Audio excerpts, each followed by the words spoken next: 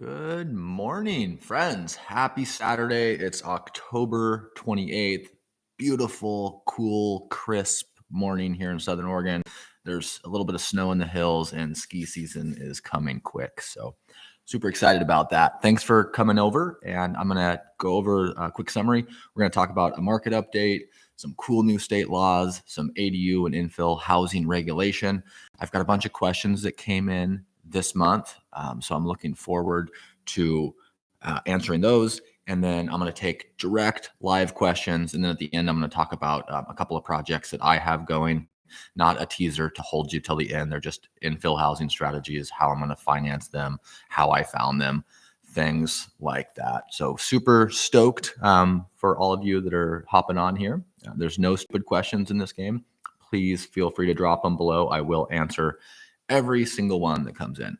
So the market, let's just talk about the overall kind of housing market, the economic markets right now, what I see daily in consumer activity. Things are hard. Things are tough out there. It's hard to find deals. It's hard to finance deals. It's hard to get contractors to help us with our deals. As related to accessory dwelling units, prices are really high. Interest rates, the cost of money, if you will, is super high. And there's a little bit, in my opinion, at least in my regions that I watch, there's a little bit of downward pressure on rents. So all that stuff adds up to just a really tough market. I've been doing this every day. I'm a professional at it, and it's really hard for me. So if you're new, just getting started, trying to buy your first ADU property, or you're planning your first ADU build and you're kind of struggling, just know that like you're not alone. Like I feel the exact same way. Some regulation that I want to touch on real quickly. I've seen a lot of chatter lately about negative regulation in short-term rental asset classes. And you might think, Derek, what does a short-term rental have to do with an ADU? A lot of people that call me and reach out to me that want to deploy this strategy are looking to maximize their returns by using this product as a short-term rental to drive a higher yield. And I just want everybody to notice that all the chatter that we're seeing nationwide, I mean, we saw some big regulation in New York City, basically overnight, disallowing short-term rental platforms and putting a lot of downward pressure on that market. We've seen similar legislation in Texas, and I see it popping up all across the country almost every day. And the ADU legislation is the opposite.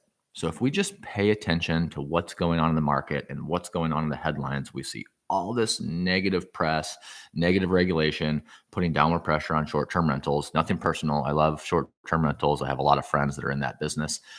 But I would also encourage people to pay attention to all the upside legislation for accessory dwelling units. One of the biggest ones right now is in the state of California, where they're now allowing condo law to apply towards this rad infill housing strategy that we know as ADUs. And there's some new information that just came out about that. My buddy Ryan at How to ADU put up a great video.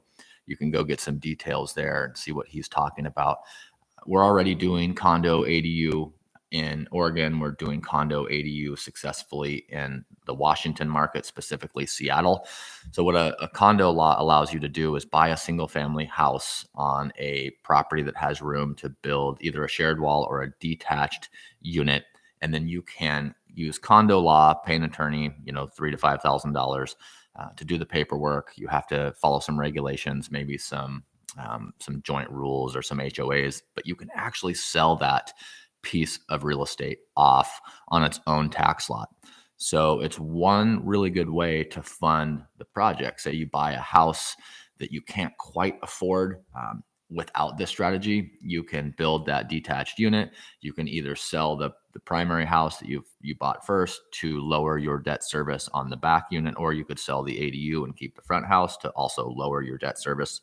In other words, make it more affordable, or you can sell them both. So just another really exciting change in the industry. And in the end, it's going to make more affordable housing. I'm not going to call these affordable because the price per square foot is going to be high. There is a boutique premium, but due to the smaller house size and the smaller lot size, it is going to be below the middle price point, I believe.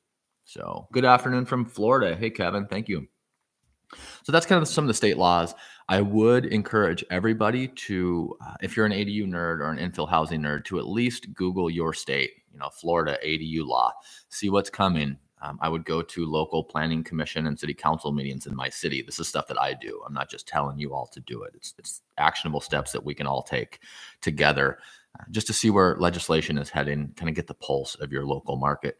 If, again, you're a complete ADU nerd like me.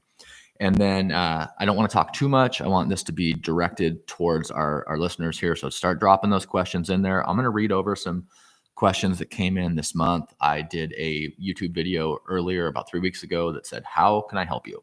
Like, that's it. How can I help you? And I have a bunch of questions off of that thread that will help all of us, I believe. So I'm just going to start looking at those, and I'll start at the top. So GT content seems like there isn't much information regarding ADUs and multifamily. I have a fourplex with a 20 by 20 detached garage in Beaverton, Oregon. Am I allowed to convert the 20 by 20 detached garage into an ADU? There are light switches, but no electrical panel, no water, and no sewage. So that's a good question. This comes in all the time. Derek, I've got this garage or this shed. Can I convert it into a legal ADU? And the answer is always going to be it depends on the regulation in your market. And I don't want to sound like a broken record, but the most valuable thing you're going to hear me say today is become an expert in your local planning and zoning code. So if you were in my town, I would still have to drive over to the site and take a look at it and look at the zoning map and maybe make a phone call or two. As a pro at this, I couldn't just answer it on the fly. So what I would tell you to do is call, email, and if possible, go into your local planning and zoning office and say, I have this detached structure. What are the current standards I would have to meet? And is this an allowable use? A lot of times what I see in multifamily zones is the answer is no. In a multifamily zone, we're not usually going to get to use the accessory dwelling unit code language.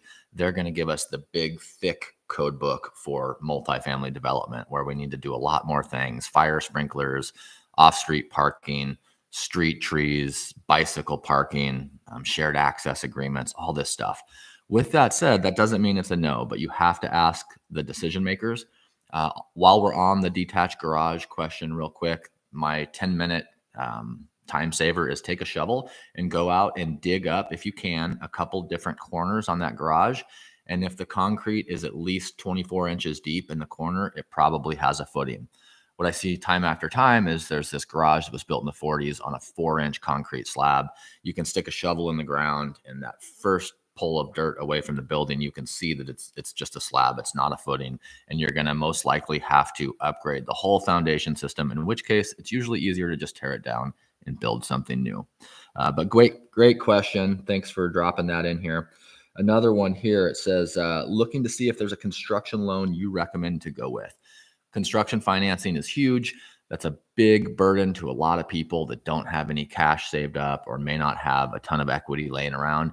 I get this question a lot from people that just bought their first home and it took all their money to pay the down payment and closing cost, and they have very little equity, maybe the 5% down payment plus or minus 5 or 10%. There are a couple of products that I recommend you look at. Always talk to your local bank and credit union first, wherever you already have a relationship.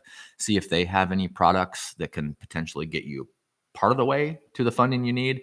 And then there's a company, I'd say they're probably the best kind of off the shelf model. I'll drop a link in the show notes when we're done, but Renify, there's a company called Renify that does second position 20-year fixed rate seconds. They also have a second position interest only loan that's pretty good. The thing I like about them is they understand what an ADU is. They understand how to value that product, and they don't have all the same constraints that you would have with a standard construction loan. So my answer to that question is start where you have relationships, your local bank and credit union. Talk to them about bridge lending, construction lending, potentially a personal loan. Then we have companies like Renify. And then we also have the ability to tap into some of us potentially may have the ability to tap into an employer-sponsored 401k or 403b plan or something of the like. Call your plan administrator and ask them if you can borrow from that account. And then also private money, asking somebody in your family to partner with you if the deal makes sense. Most of the time, I see that people need multiple different streams of finance to put together the whole financial stack to build the project. But great question. I'm doing a couple projects right now, and I'm like, how am I going to fund these? There's different areas that I'm looking for money that I haven't looked before, including for the first time ever. I'm like, oh, maybe I'll do some partnering. I've got some friends that have really good W-2 jobs that don't have time to invest, that want to be real estate investors and just park a little bit of money. So I'm considering actually taking debt, taking a bit of money for a set period of time for a set price to fund some of these deals. So even I'm having to get creative because money is hard to come by and it's expensive. Let's see what other question. I'm going to get to all the questions in the chats. Fill them up. Please drop them in there. I mean, this is several $100s an hour that people would normally pay me to ask their direct questions. So don't be shy. This is somebody that says, I live in Poconos, Pennsylvania. I have a 2-car attached garage that I would like to convert into an ADU. What is the first step that I need to take? So the first step you're going to need to take is call, email, and if possible, go into the local planning and zoning office and ask them if you can convert that garage at said property into a an attached ADU. Just because we have overarching state law, this is a good one for all my California friends. Well, every single family lot in California allows an ADU, so I don't need to ask. I can just start with my planning and design and looking for finance. That's not true. It's always so site specific. There could be easements. There could be some kind of commercial overlay. You could be in a historic district. There's a bunch of things that will torpedo our deal. So before we spend any time or any money or pull any of our hair out, I always like to get an email that says we can do what we want to do at said location. Great question. I'm going to filter in some of these just so I don't get anybody bored here. So Kevin, he's saying, good afternoon from Lakeland. Okay, said hi to Kevin. Thanks for showing up. Serena said, interested in a luxe interior design. Do you have any assistance that you provide with such? No. Excuse me, exterior design. If you could be more specific on that question, I think I could help you more. Exterior design, do you have any assistance that you will provide? I always talk about a simple, repeatable design that's affordable. I will say that, when we look at the overall cost of our unit, let's just say we're going to build an accessory dwelling unit that's detached. We're going to hire a contractor to help us. We're going to self-manage a little bit of the project, and we're planning to spend $200,000. I can say that there are definitely places where we want to spend, and there's definitely places where we want to save. And a mistake I see a lot of people make is they spend a lot of money in the areas that don't matter. And then when it comes to the little things that are going to have to do with maintenance over time or the finishes that people look at and touch and feel, they cheap out on, and it really sets their units back.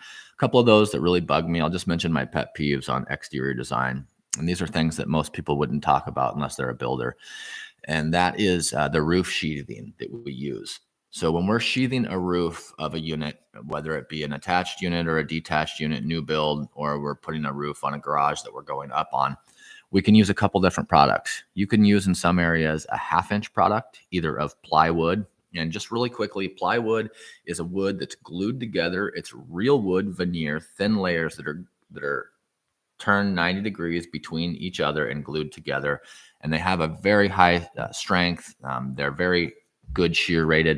And then we also have an orinated strand board, or what we know as OSB, which is also a really good product. It's engineered. It's using a lot of the chips and the waste from other sawmill processes, and then it's compressed together with glue.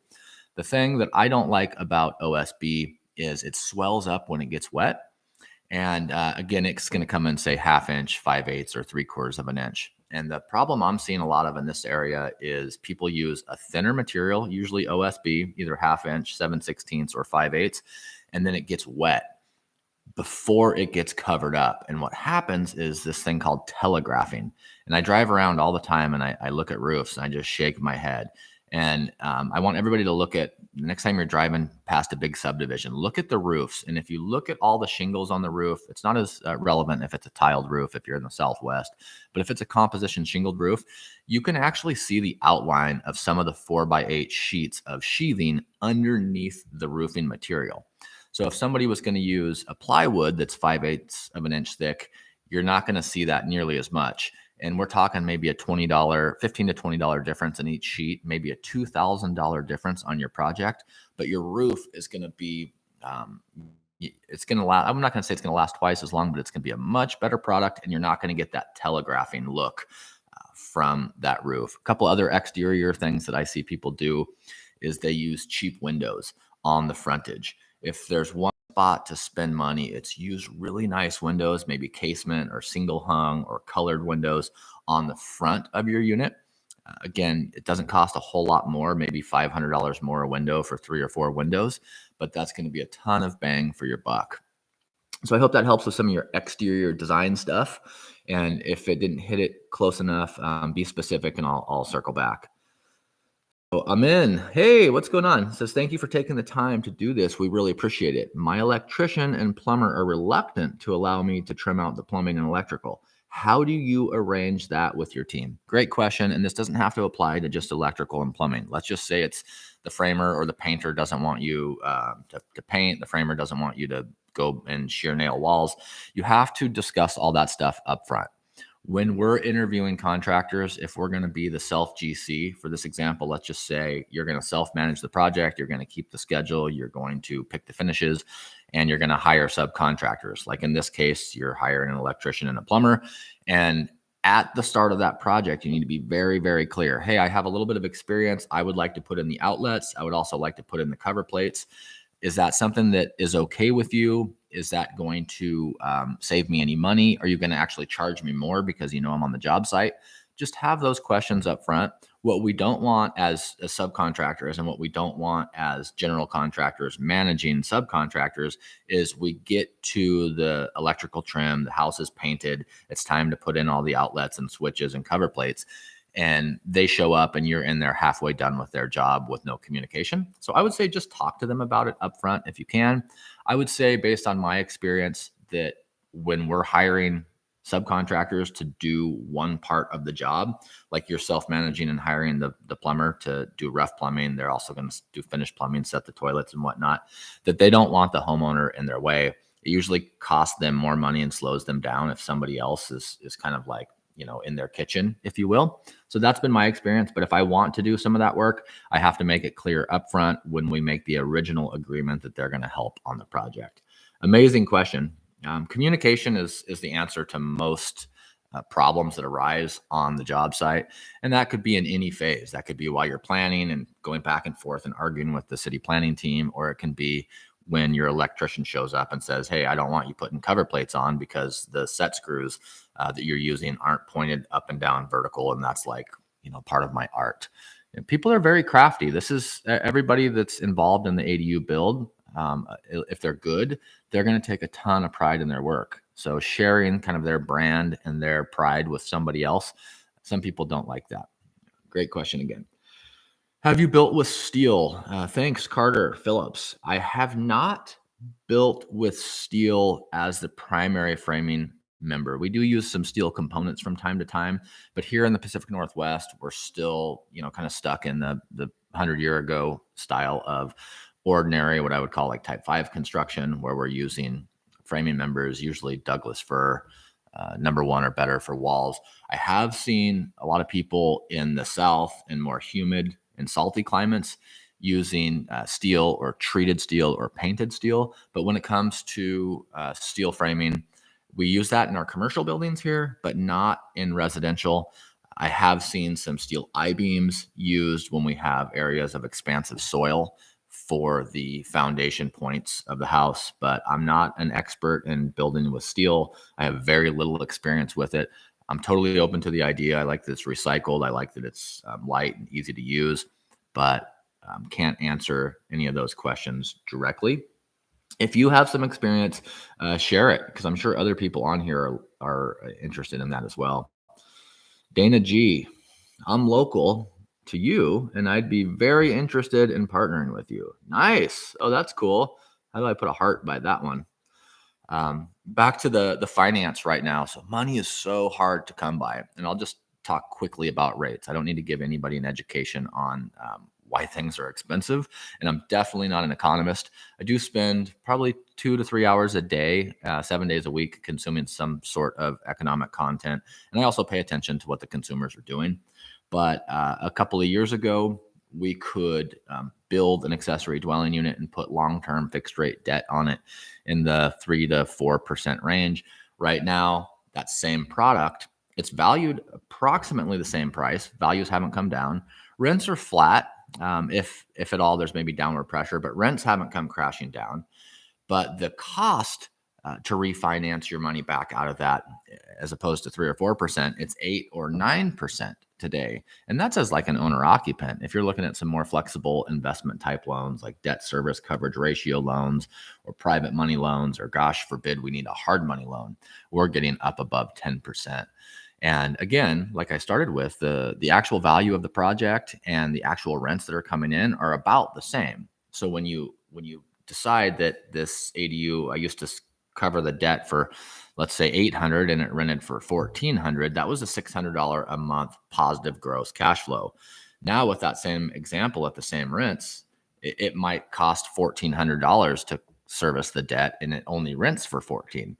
So now you have a $0 gross cash flow, let alone the expenses that you're going to need to set aside for vacancy, repair and maintenance, CapEx, management.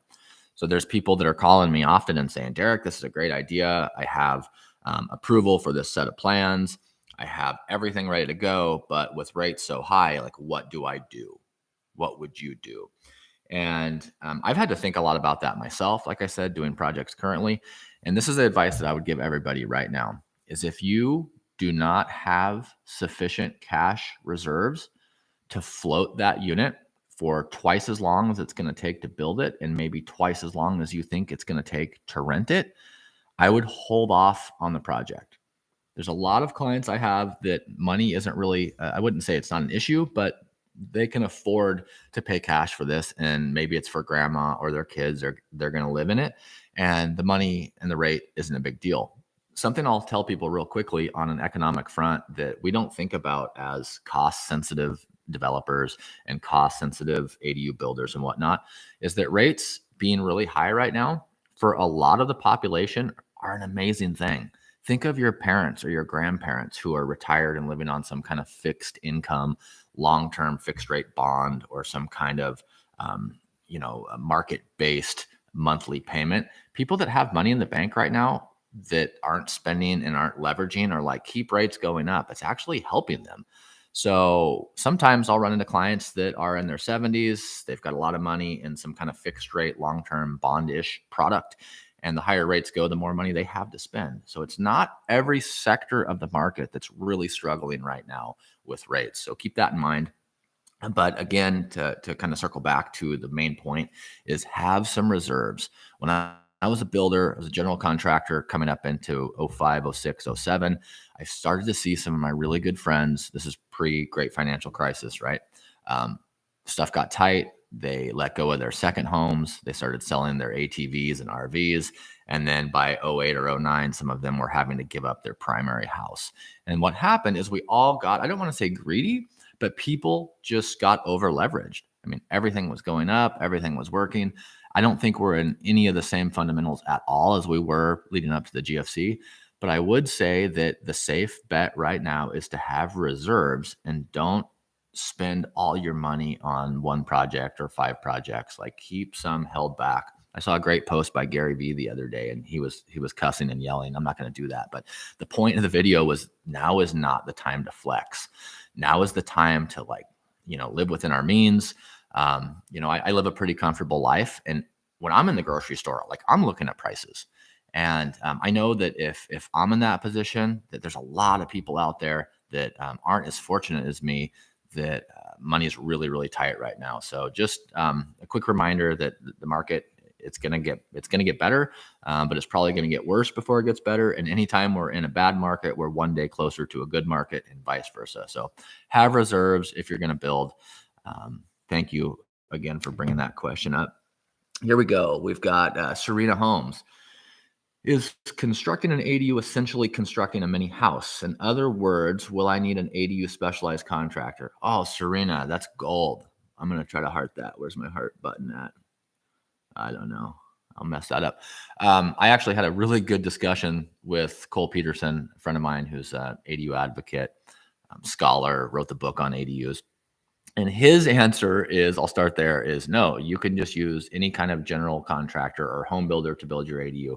I would say that's true to an extent, but where we differed was I believe there's so many small nuances to most accessory dwelling unit builds that I always recommend that somebody hires a contractor or pays for a consultant in your area that's done what you want to do, period. So, for example, if you're in an area where there's a home builder that's been building houses for 20 years and you say, hey, I want to build this small, what you're calling a mini house in the backyard, most all the same principles apply, and they're going to be able to get that job done in most cases. What I would say, back to the nuances, is there's a lot of different things in the ADU process that most general construction, general homeowners aren't familiar with. And the biggest one is the lack of economy of scale and pricing.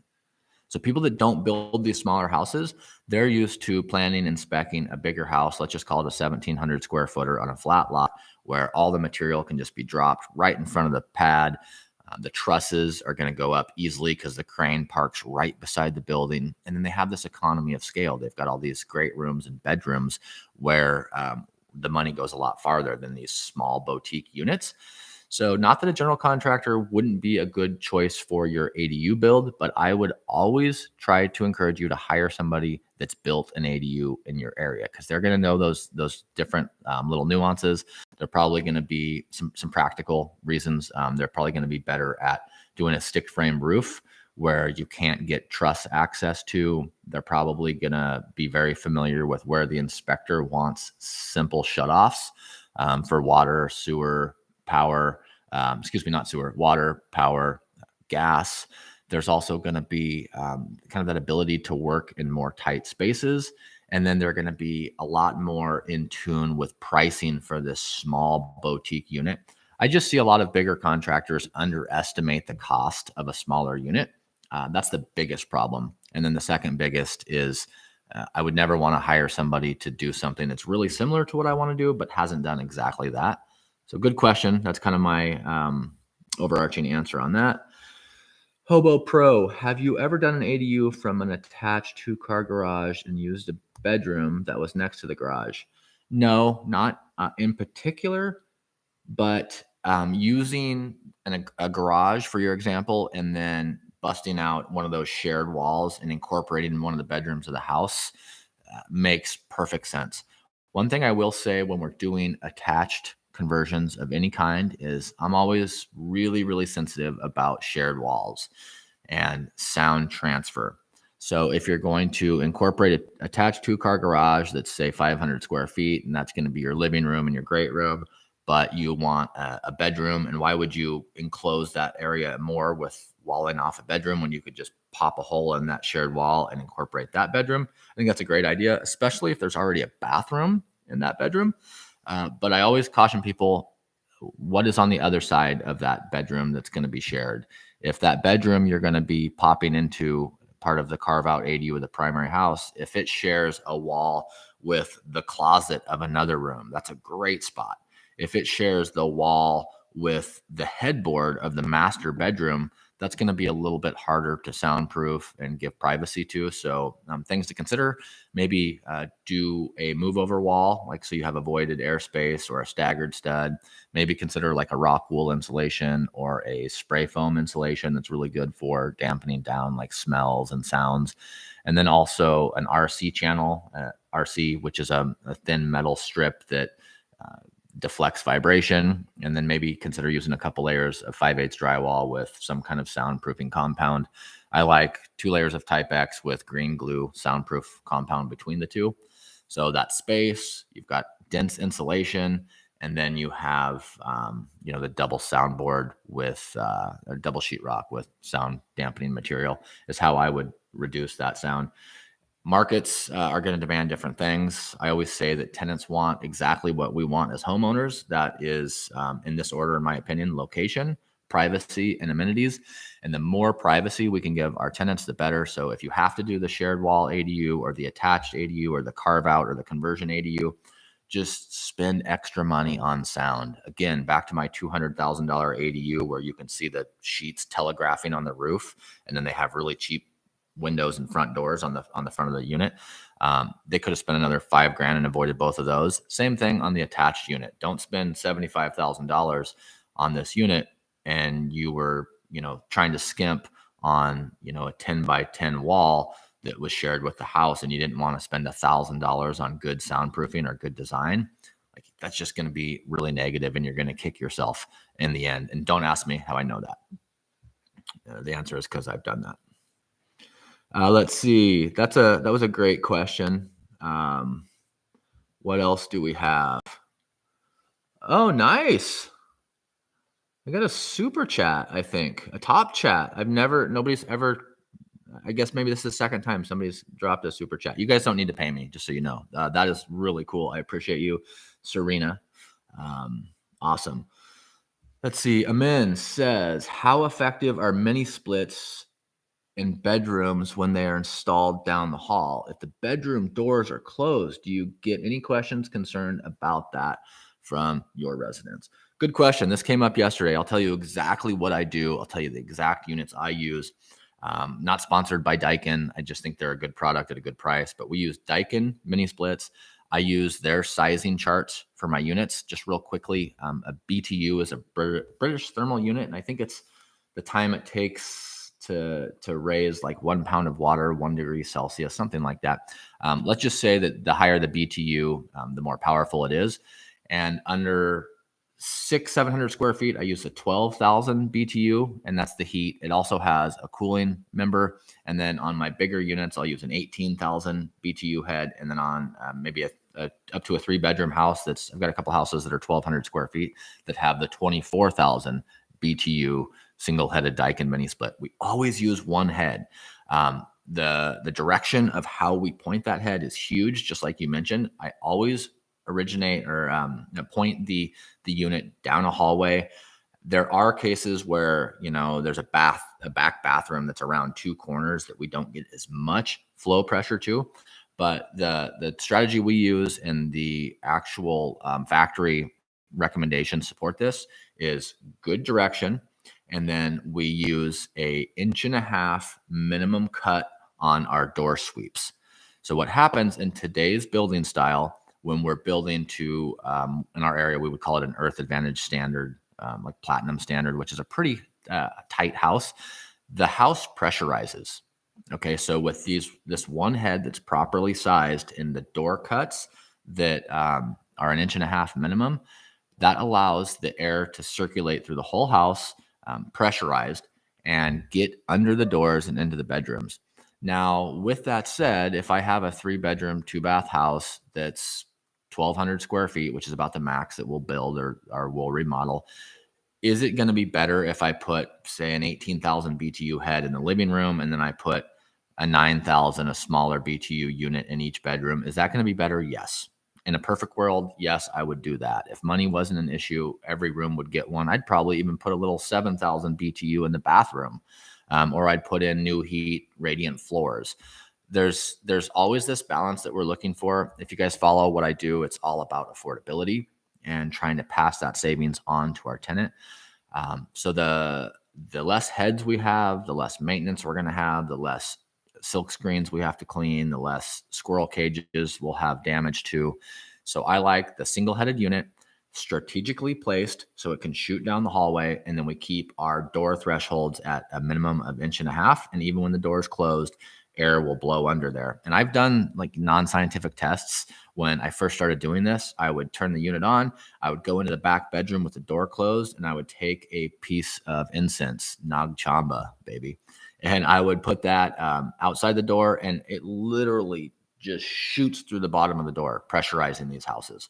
The one case I've seen this not be as awesome is a 1946, 49, a late 1940s house that we remodeled that wasn't super tight, that we didn't take all the walls down and fully re-insulate. So if you're in an old house that's not very efficient, that maybe doesn't have current energy standards in the floor, walls, ceiling, or any of those, it might be worth upgrading. But a lot of times we have to add a head. It's about $2,000.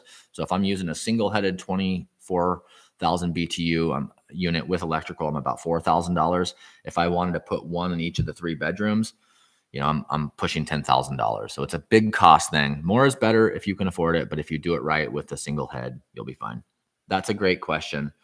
Somebody else sent me that on Instagram a couple days ago, and it wasn't you. So I'm glad you got to bring it up here. Oh, thank you for the super chat, Dana. I appreciate you. Cool. You guys, you don't have to do that. I don't expect that from people. Thank you. And you guys, if you're seeing this later and it's not on the live chat, drop in the questions. I surf through there every night and answer every question. Personally, my goal is to help other people, other average people, just like me, plan, design, build, finance, and hold ADUs. So anything I can do to help, I always love taking the time to do that. I have a ton of different, maybe 360-ish videos on my YouTube channel. There's playlists for pretty much every question I've ever been asked: garages, ADU above garage, funding, how do I install a sewer line. I try to do a video for every good question that comes in. I've got a couple other questions on here that I wanted to get to that came in this week. Somebody said, this is Edwin, said, we need more humans like you. Thank you. It's crazy expensive to hire. This is from Eric Gutierrez, 4960. It's crazy expensive to hire a contractor to manage your entire ADU build, $300 to $350 a square foot. Once we have blueprints, how do we hire subcontractors? Maybe a step-by-step video on how to hire subcontractors to the work once you have permits in hand. I'll address that real quickly. This is the same way I would find general contractors. So if I'm going to be the general contractor, and a lot of the people that I talk to, that's what I'm telling them to do, I would still need to find subcontractors. We'll use electrician and plumber for examples. If I wanted to find an electrician, there's a couple ways I would go about doing it. The first thing I would do is go to the local supply house. This is a spot where a normal homeowner can't go. You need an account, usually need a license to go to these wholesale warehouses. And that's where all the professionals hang out. So I would go to the counter and I would say, who's been paying their bill here for 10 years or more? Who has integrity? And who would you hire to plumb your house?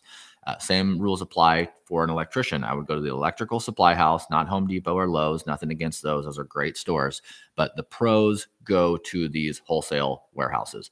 I would go into the electrical supply house and ask the same things. The rock stars, no rock stars. The people that work at these counters, they see every single contractor day in and day out. They know who the good ones are. They know who the bad ones are. They know who pay their bills. They know who has integrity.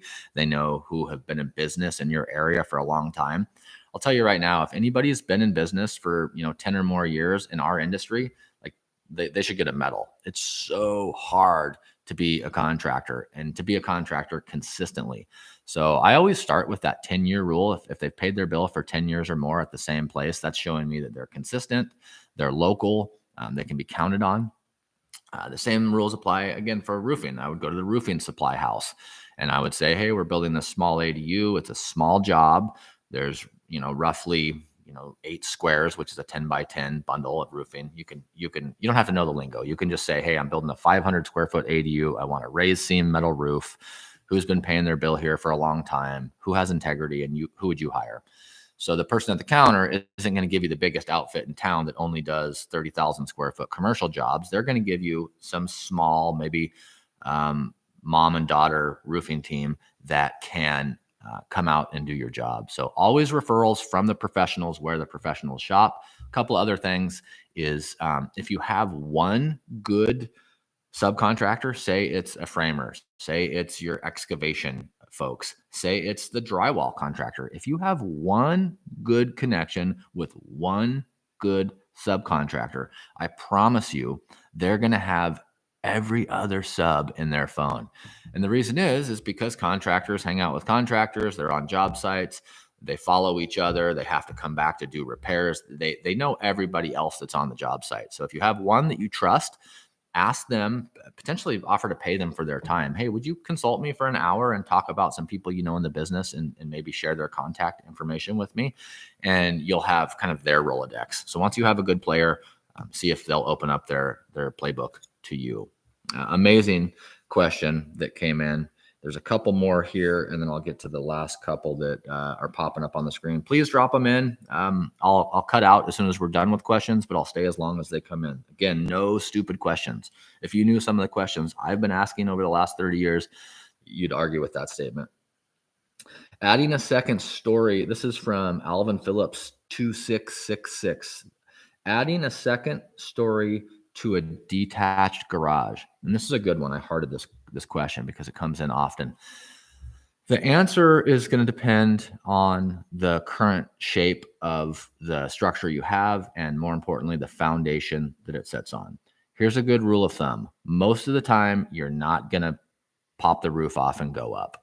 You're just not. Very seldom do we see a footing foundation system that's overbuilt and engineered for a two-story building that only has a one-story building on it. So let's just put ourselves in today's standards. We're going to go build a detached garage. It's a one-story, two-car garage. Everything's super expensive. We're pulling from all these different funding sources just to build this garage. The minimum footing, let's just say it's 6 inches deep and 12 inches wide, and that'll hold a single story. How many of us are going to over design that and engineer it for a two-story building and use twice as much concrete? Like, very few people are going to do that. If you're watching this channel, you're probably going to call me and say, hey, is it worth upgrading my foundation size so later I might want to add a second story? I would say yes. It's something I always do. That foundation upgrade goes from 6 inches deep to 8 or 10 inches deep, depending on your area, and from 12 inches wide, usually to 16 or 18 inches wide, and may have one size up in rebar. But the point being is that most people don't over design and over engineer a single story, therefore have it build ready for a second story later. The exception I see to that rule sometimes is newer built garages. So let's just talk like 1980s and newer. And a good trick I use is I would call the planning department, and I'd also call the building department before I purchase one of these properties, and I would ask them, what plans do you have on file? I've noticed that 80s and newer, a lot of municipalities will have those plans in the archive. So if you're buying a house that has an 80s or 90s built garage, you can go down to the county in many cases and pull those archived blueprints and look at the actual structural drawings of that development and see what the foundation is made of, how deep the footings are, how far below the frost line it is. And in some cases, we can cherry pick those properties. And yes, we can just take the roof off and go up. The reason being is because they were building a two-story house, and when they did the attached or detached garage, they already had their 6-inch wall clips or 8-inch wall clips. The concrete contractor basically did the same thing on the garage as he did for the house. Therefore, it was over-designed and overbuilt slightly, and it will hold a second story. But I'd say 70% of the time, that's not the case. People want to go up, and they have to either cut out concrete and reinforce the current foundation, or in many cases, just knock it down and start over. So I would never buy a property with an older garage thinking I'm going to pop the top off and I'm going to go up with an ADU. Very rarely do we see that work. That was a good question. What do we have here? Good question here. Do you do all your own maintenance, rehabs, and management? The experts say we should hire everything out and leverage our time, but I really like your style and I do the same.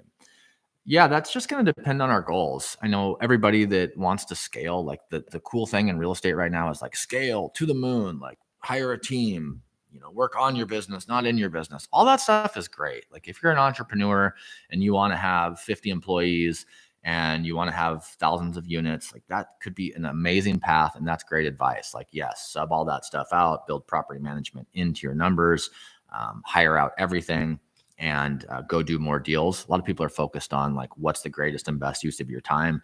Don't go do $35 an hour tasks when you can do $5,000 an hour tasks. So I understand the principle. I have a lot of friends in this space that take that route. Personally, it comes down to what brings me joy.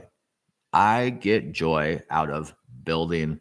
I get joy out of planning, of putting these puzzle pieces together. Like what we're all doing since we're here, I know you guys are all just like me, is hard. Like all the easy, flat, simple places next to all the utilities are already developed. Okay, we're trying to like build needed infill housing in the backyard where it's like it's hard to get a swing set back there, let alone build a house. So I enjoy the process. I do my own maintenance, and what I have an advantage because a lot of my units are new. We build them new, and as I try to share with everybody here, I wouldn't say teach, but like as I try to share, we try to build property management into them. So like lifetime metal roofing, concrete patios instead of decks, hard surface floors and counters, really high quality fixtures. So we're not having to like replace leaky, $60 bargain bin faucets every year. So that makes the maintenance easier. The rehabs and management I'm doing myself. I manage them, but I'm still in the trenches.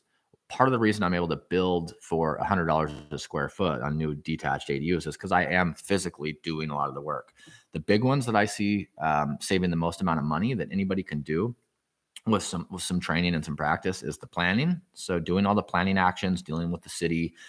Most planners are a couple $100 an hour, or a land use attorney is $200 or $300 an hour. So the more that you can read your own code in your own municipality and turn in your own application, that's a huge cost savings. And then the second biggest cost savings I would say is I do the excavation. So I really like underground. I mean, it's like I get the feeling like I'm a 6-year-old kid riding around on my BMX bike with no helmet, no shirt. Like that feeling of joy that we all had when we were children and hopefully still have today. Like I get that when I'm on a big tractor doing some kind of work. So yes, I do it, Amin, but I enjoy it. I love it. And it saves a ton of money. Is it scalable? As scalable? No, definitely not. But if your goal is to, I think a realistic goal is to have 5 rental properties, live within your means, and retire and live the life of your dreams. Like if you could have 5 paid off rental properties, even if you're in, Des Moines, Iowa, or you're in Fargo, North Dakota, or some small town that's not known for huge rents, if you have 5 paid off properties and you live a modest lifestyle, you probably don't have to work again. So to all the people out there that are saying hire it all out and save your time and scale, I would ask people to just rethink what you want. I coach a lot of different people on this process, and I always start. My first question has nothing to do with ADUs. It's like, what do you want? And what are your goals? And so many people like aren't quite sure, and it's almost like they've heard that question for the first time. So I would just ask yourself, what do you want? If it's 1,000 units, no, you're going to sub all this stuff out. If you want to do art and build housing and get to 5 units, I would say do as much of it as you can yourself. And even if you want to scale out of it later, at least you know the process. Sorry to go a little bit long on that. I saw my financial fire brother of mine from Hawaii. Good to see you if you're still here. And you guys don't feel like you have to stay till the end. Get the advice from me and go. And I know it's a Saturday. The only reason I'm here is because we had a soccer game canceled. One of the girls is sick and we're not at the soccer field today. So thanks for giving a little bit of your time on a Saturday if you're here live. Prince and Pride, hard to get on the good contractor's schedule. Yes, it is. People that are in high demand are going to be harder to book, but it's probably worth it. The reason they're busy is because they're good, and maybe curtail our expectations a little bit. But that's so true. Like that's a good point. Another reason, back to Amin's question of why do I do a lot of the work, is because I can control the schedule if I'm doing it or running it. Whereas if we're hiring out a professional, we're more on their schedule. So something else to keep in mind. Surreal Arnold, what do you think about ADU kits from the manufacturer? Single and double story, 600 to 1,200 square foot, 2 to 4 bedroom units. Great question. This is, I don't want to be the bearer of bad news here, but in my experience, in most cases, these kit units, these prefabricated units, these built off sites, these boxables, this 400, what is a 40K Amazon house. I saw a $50,000 ADU kit ready from Home Depot the other day. The idea is good. The principle is solid. At some point, somebody's going to figure these out when regulations allow them, and they're going to win. But right now, most of the time, I don't see this process being any faster or any more affordable. And I'd like you to all trust but verify. Please do your own research on this. But it hits a mate. Loose leaf green tea keeps me going here. The thing I would ask you to do is call that company, that kit company. Let's just say it's ABC Kit ADUs, And I would call them and say, hey, I'm looking at your product. I really like your website.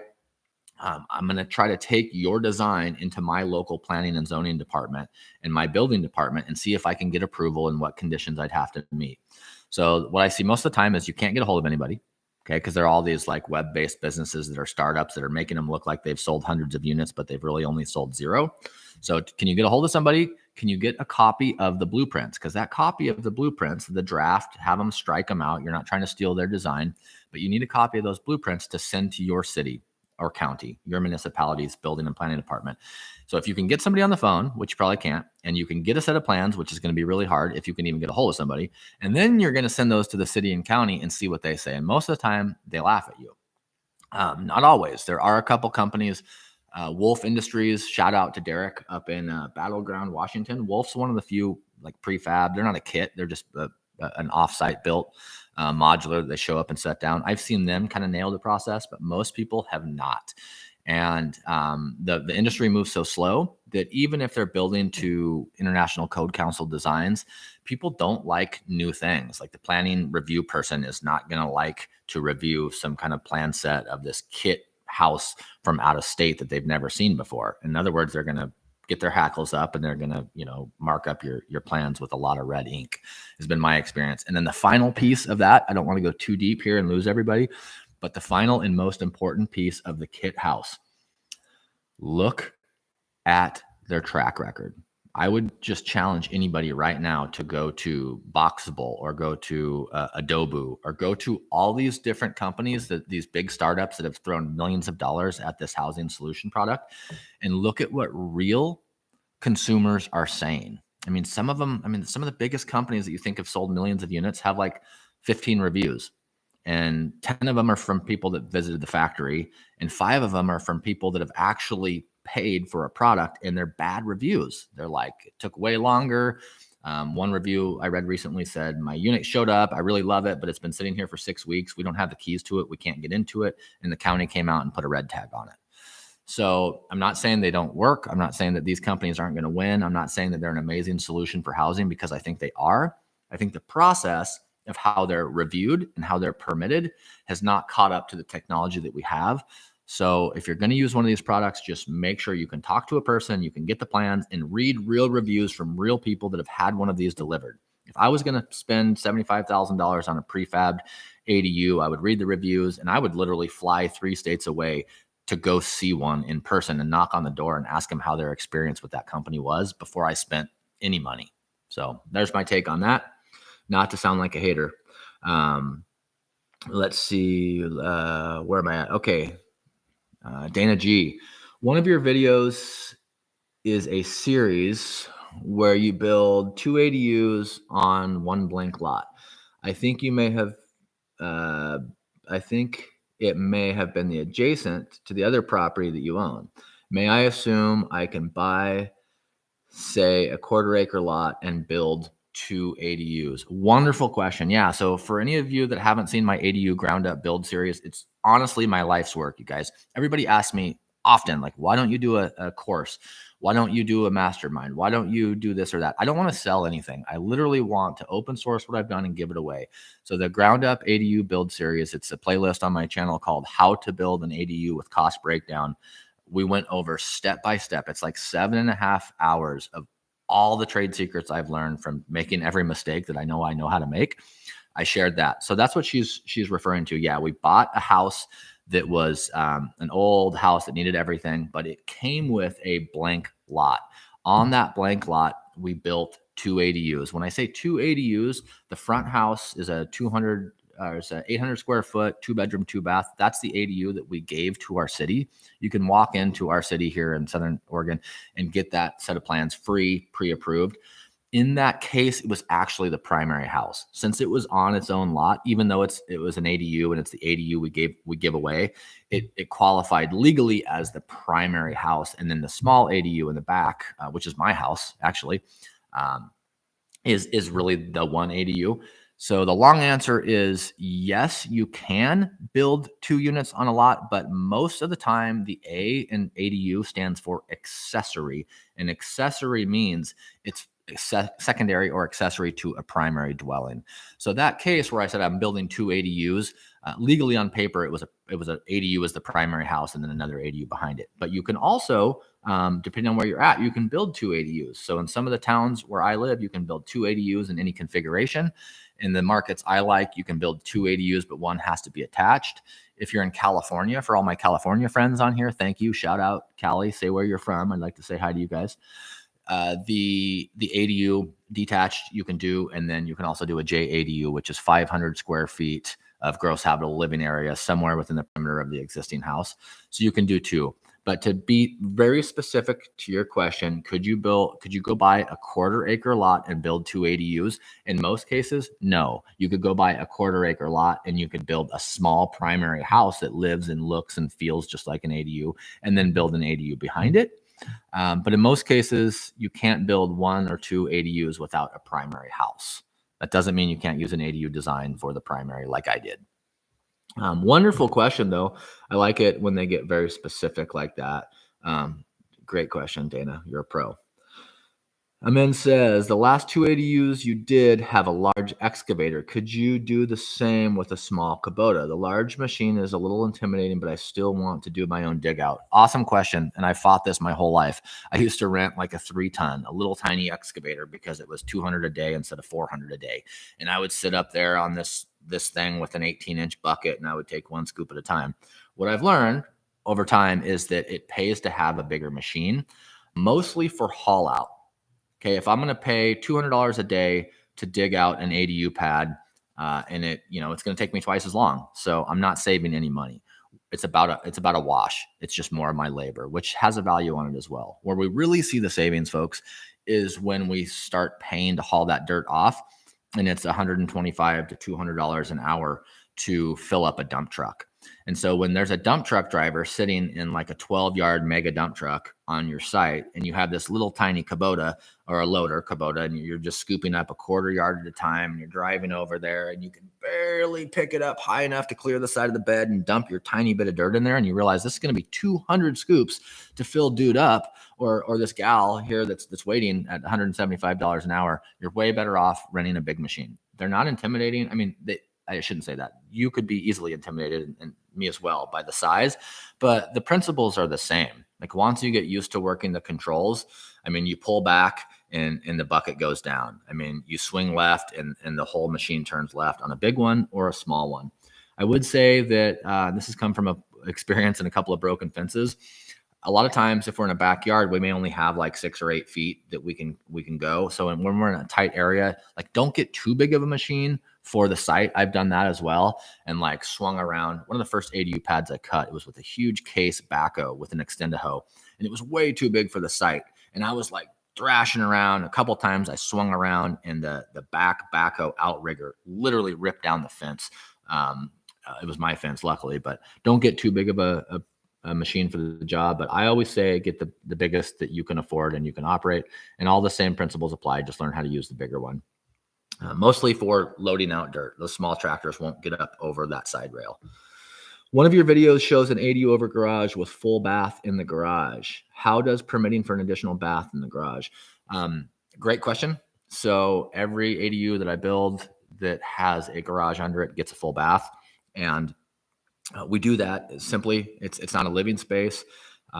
There's no permit difference. It's not like, oh, there's a bathroom in your garage that's going to count towards your square footage of your ADU.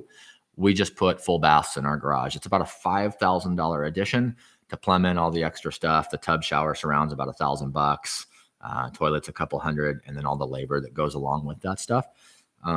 And the reason being is if ever we have an upzone or we ever want to convert that lower story of the garage into like a 2-story duplex. I mean, 10 years ago, you couldn't build a dwelling above your garage. I think and now we can obviously do that. I think in 10 years, they're going to let you turn any space that you have legally on the tax roll into living. I mean, that's really the way we're going as we loosen up zoning regulations. So the permitting process is just put it on the plans, and it's not part of your gross habitable living area, the ADU, but the bathroom is nice. I wouldn't build a garage without a bathroom. Again, it's about a $5,000 upcharge, and you have a full bath, full shower. I'm in the downstairs of my son's ADU, actually, that's my studio, and it has a full bath. So I don't have to leave my office here to take a shower if I didn't want to use the restroom. And it's also good for a dog washing station. So put a bathroom in your garage. It's just a normal standard permit. Have it on your plans. Let's see, him. Oh, nice. Was I referring to somebody and you're like, oh, that was me? I'm in. That was the best ADU series. Looking forward to the next step every week. All right, guys. So I'm going to be doing this really cool project. It's been keeping me up at night. Like, to be completely honest, I'm kind of stressed out about it because it's just going to be a heavy lift, and we're just in a tough climate. But I'm going to be doing a ground up infill development. We bought a big piece of land and we're going to split it, and we're going to do house 2 ADU on each lot. So we're going to do 6 units. And it's going to be similar to the last series I did, but I want to focus more on like the land hacking. I'm known as a house hacker and building ADUs, but this is going to focus on like land partition and how we do those minor land partitions. We also have the option to do a cottage cluster on another piece of property that I'm looking at, that I'm under contract with. So I'm going to do some good educational stuff. I will tell you that doing that ADU series, like, we put it out week by week. The whole point of it was, everybody said, you can't build an ADU for $100 a square foot in 90 days. And I said, well, we're going to try to do 2 in 90 days for $100 a square foot. So we put it out every week. The Thursday or Friday, I would bundle up all the footage, and then Saturday we would release the video. And it was a ton of work. And for how much work it was and how much time I had to put into like trying to work, and I filmed it all on this 5-year-old cell phone. So that trying to like set up this $5 tripod I got at Goodwill, or hold my camera, was a lot of work. And I wish it would help more people. Like, I wish a lot more people would see it. So I don't know that the juice is worth the squeeze.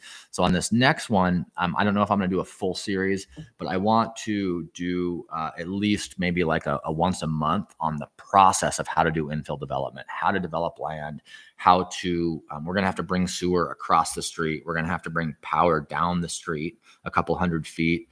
There's no water meters in yet. So there's going to be some pieces of the next series, if you will, that are different, but I will try to share everything I'm doing, especially the mistakes. Like, I want to share like all the mistakes. Hey, I just lost $10,000 by not doing this. Like, don't be like me. That's where the value is, I think.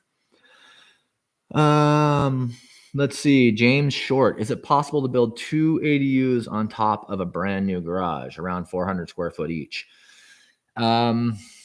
In most cases, to build 2 ADU on top of a brand new garage. In most cases, no. If you live if you're in California, you can build 2. One's attached, one's detached, or one's a JADU and one's not.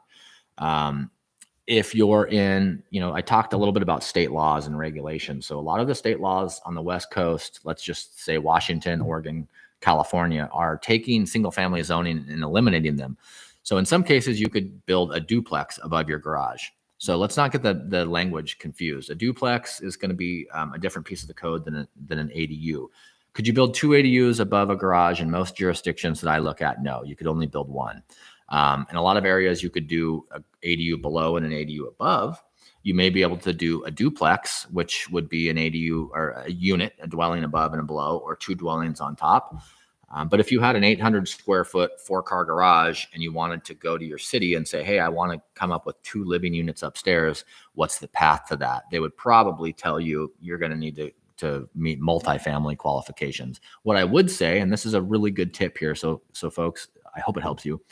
You have this 800 square foot garage and you're building it new so you can control kind of your infrastructure. And upstairs is 800 square feet too. You could build a 400 square foot ADU, and then you could build a 400 square foot detached bedroom from the primary house that has its own access and has its own bathroom and has its own little sink and kitchenette. So you're not going to get 2 dwellings above the garage in most cases that I see, but you could get a master suite that's above the garage, that's attached to the primary house, that's not holding its own designation as dwelling, but you could still put a family member in there or live in it and downsize, or potentially rent it out to a student in your area.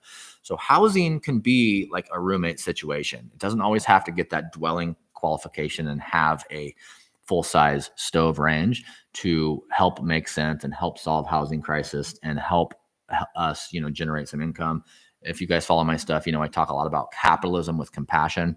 Like, we can't really lose money building housing, but if we get creative and we can provide affordable places for people to live, it doesn't always have to be an ADU. It could be a detached living space where we have a roommate situation and a shared kitchen area.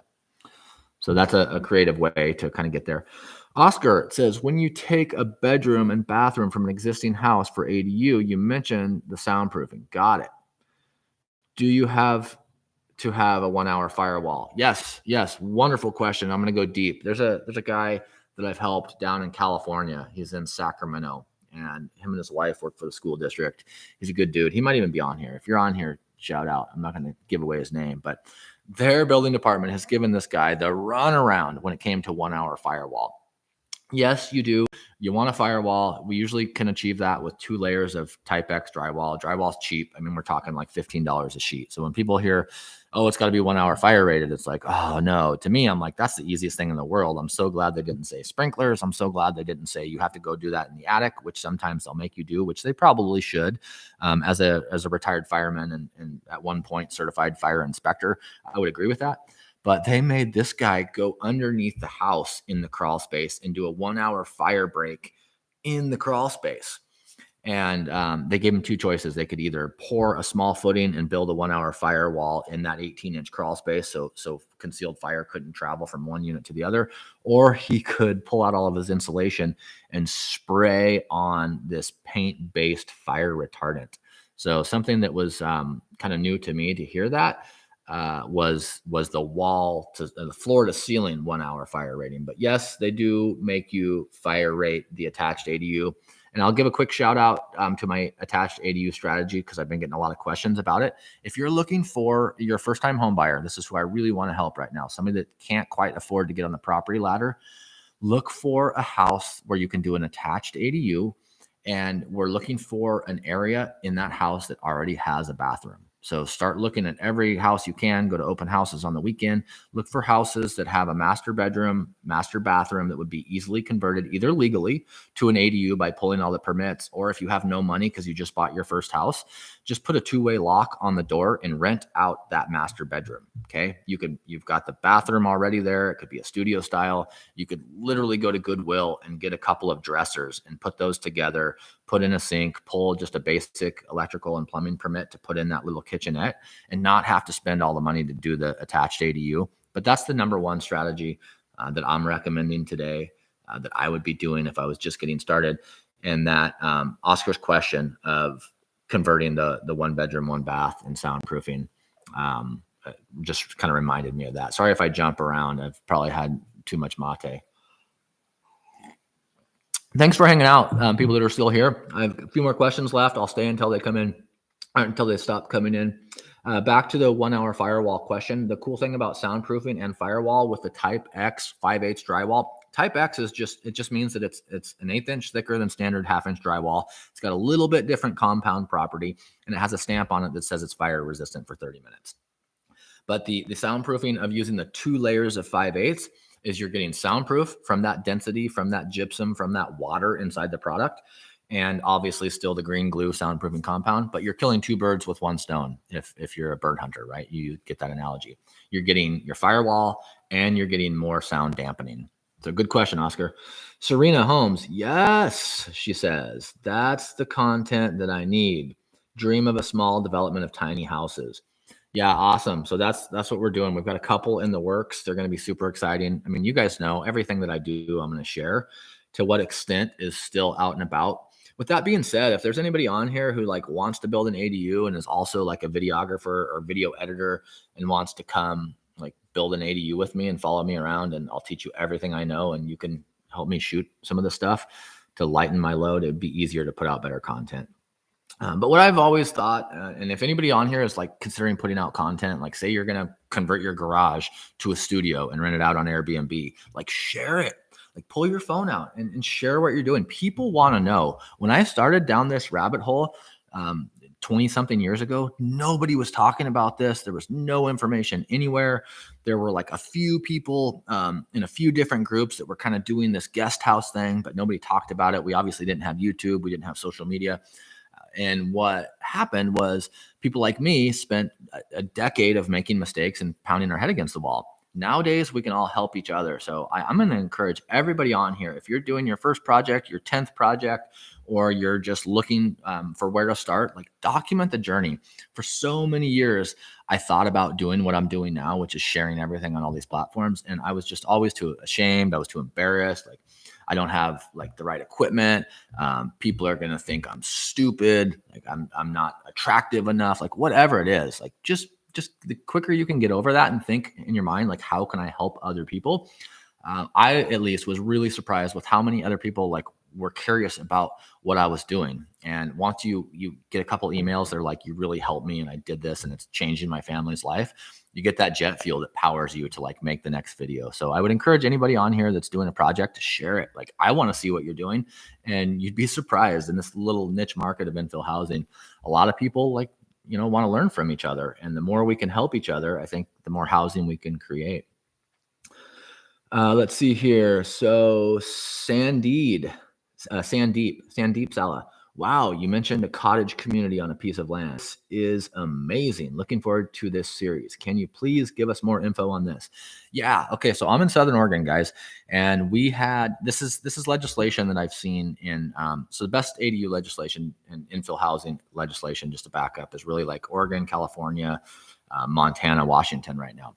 So in my area, we have this process called a cottage cluster, and it's where you can take these larger lots. There's a minimum lot size in most cases in single family zones, and you can develop them into what I call a high demand, low supply product, which is a small detached multi-family, like kind of a multi-unit community in a single family neighborhood where there's big green space, there's a high desire to live, there's low crime rates, good schools. So it's like the nice big land that was already chopped up and kept for like the affluent people to keep the riffraff out. Now, thankfully, we're breaking down those barriers and we have more products we can build for more people.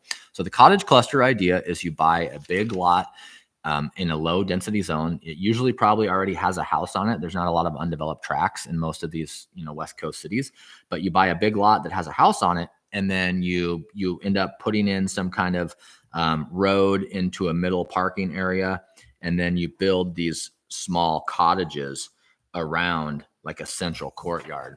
And this is just a very basic design, but if you can just imagine the center as a parking area and those squares are little houses. So the cottage cluster is so cool because, one, we can build this needed smaller infill housing unit. I think the last census showed that either 63% or 66% of all U.S. households are two people or less.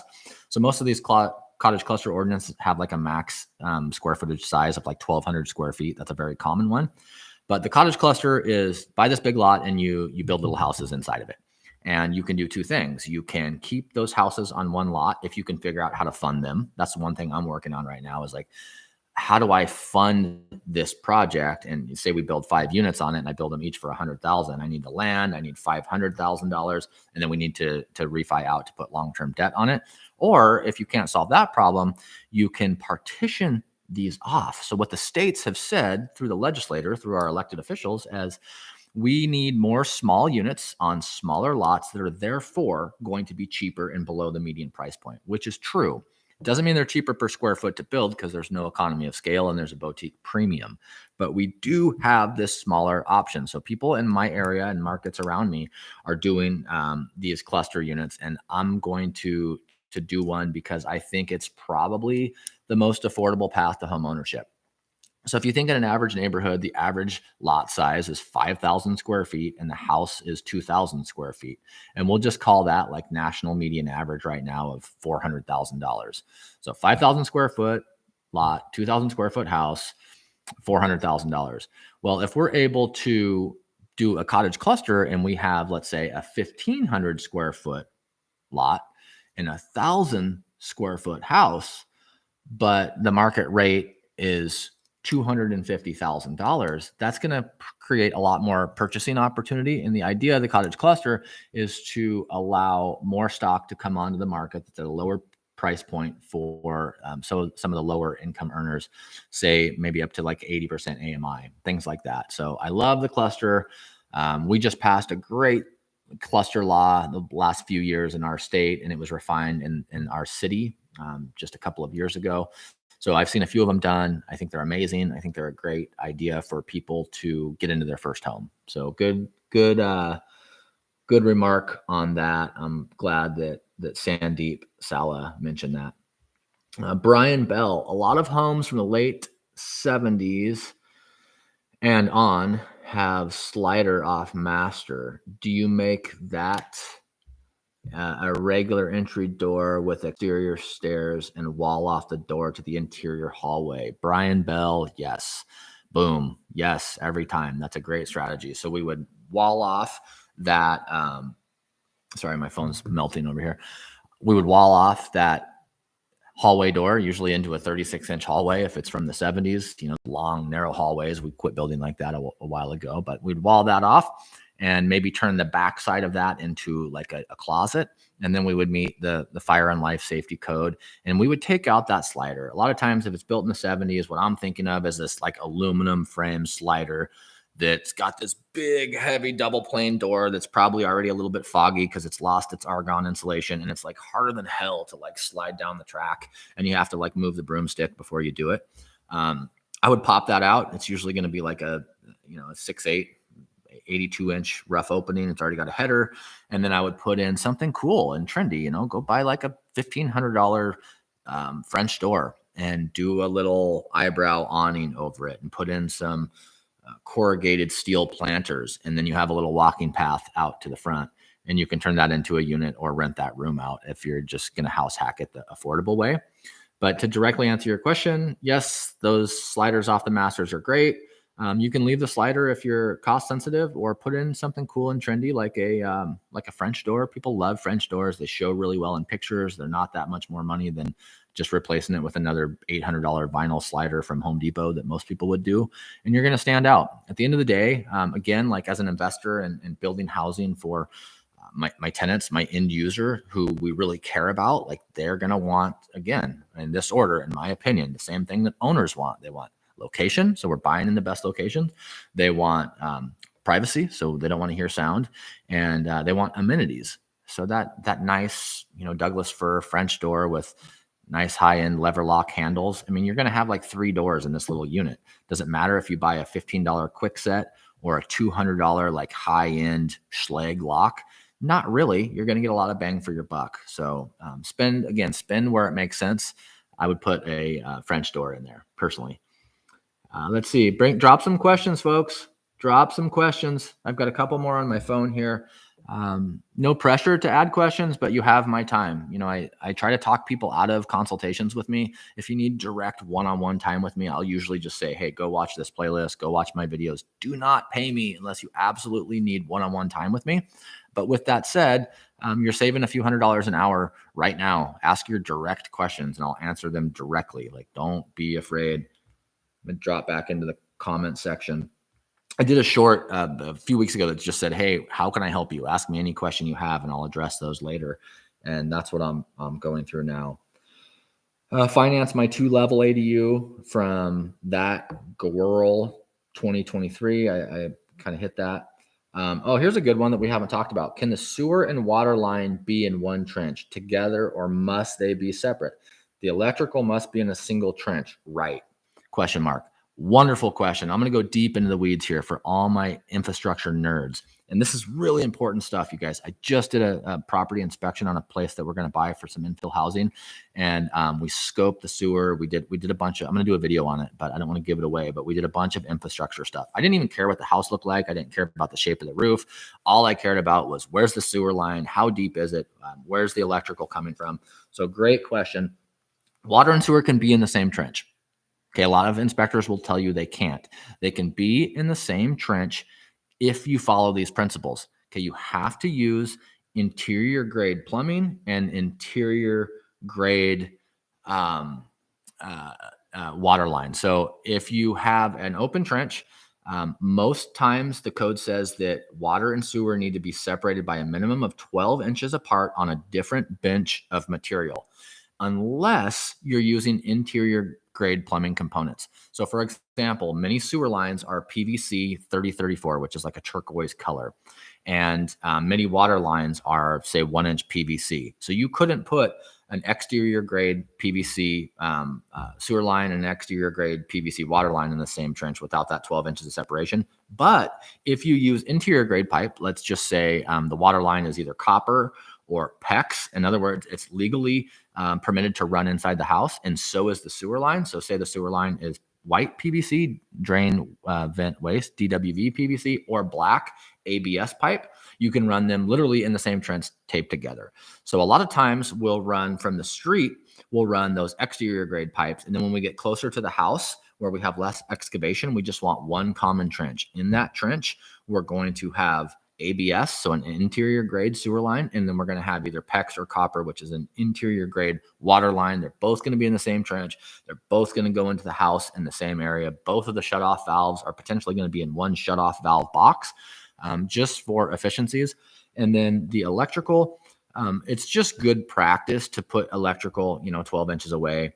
If it's a feeder line, most of the time, 2 inches or less, it has to be 18-inch minimum to top a pipe. If it's like a 100 amp feeder or 200 amp feeder line, the power company is usually going to require that it's 30 to 36 inches deep to top a pipe. So always check your own standards. But I've gone back and forth with inspectors over the years. If you go into the Unified Plumbing Code, it's very clear that ABS interior grade waste line can be in the same trench, absolutely touching a water line that's also on approved for interior use. So that's a really good question. One thing I will add to that is it's nice to have a little bit of working room. So one mistake I see people make is they dig one trench and they think they can throw everything in there, and you usually can't. Comm communication. So if you're doing like fiber, high speed net, tracer, or any other kind of cable, you can pretty much put that in any trench. And then the big one that people want a lot of separation from is gas. So most of the time your 1/2 inch or 1 inch high pressure gas feeder lines that are going to go feed your ADU need 5 feet minimum space. So a lot of time our trench would look like water and sewer in one, we'd have power right beside it, and then 5 feet away is the gas line. So the gas is the big one. They will sometimes let you put water in your gas trench. So that's something you can ask your local utility, but gas is the one that a lot of times doesn't fit. So if you figure you're taking all your utilities down a 5-foot side access where your minimum setback is to your primary house, you're like, how the heck am I going to get power and sewer and then be 5 feet away for gas when I only have like 3.5 feet left to work with? And sometimes you have to take one of those utilities down the other side of the house. Usually I'll say take gas down the west side and all the other utilities go down the east side. And we can identify that by looking at where the meters are. And before we ever purchase a property, call for a locate. So you go out there and you make your white locate boxes on the street, and then you call in. In our region, it's 811. Avista, the gas company, does it for free. They'll come out, and all the other utilities will come out and mark their paint on the ground, so you'll know where everything is. So before we buy on a house, before we close, we already have this like map of what we're going to do and where everything is going to go. And is it even possible? Because sometimes you literally can't get all these utilities to the place. So good question. Glad that came in. Let's see. Yes. Stream of small development of tiny homes. Got that one. Cottage community, 70s. I live in San Diego, some California folks here, and they post pre-approved plans on their website, CAD and PDF. CAD for folks out there, acronym for computer aided drafting, I think.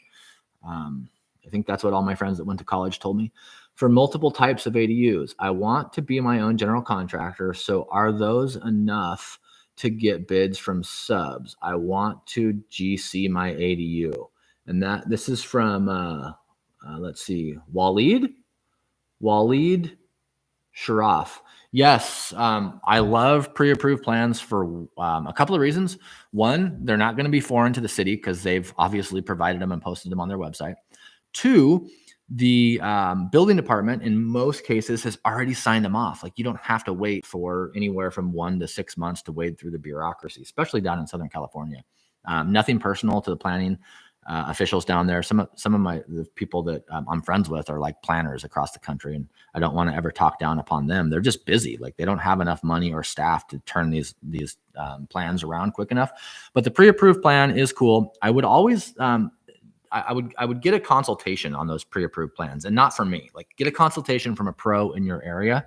Make sure that the energy requirements, like the Title 24, are for your area. Make sure you don't have to change those plans. Where I see people miss is where they're like, oh, they'll get this set of pre-approved plans. They're free or they're cheap. The city has already signed them off. All I have to do is like bring in a plat map, and like here's my house. Here's where I want this pre-approved ADU plan. But I want to move the bedroom over 2 feet.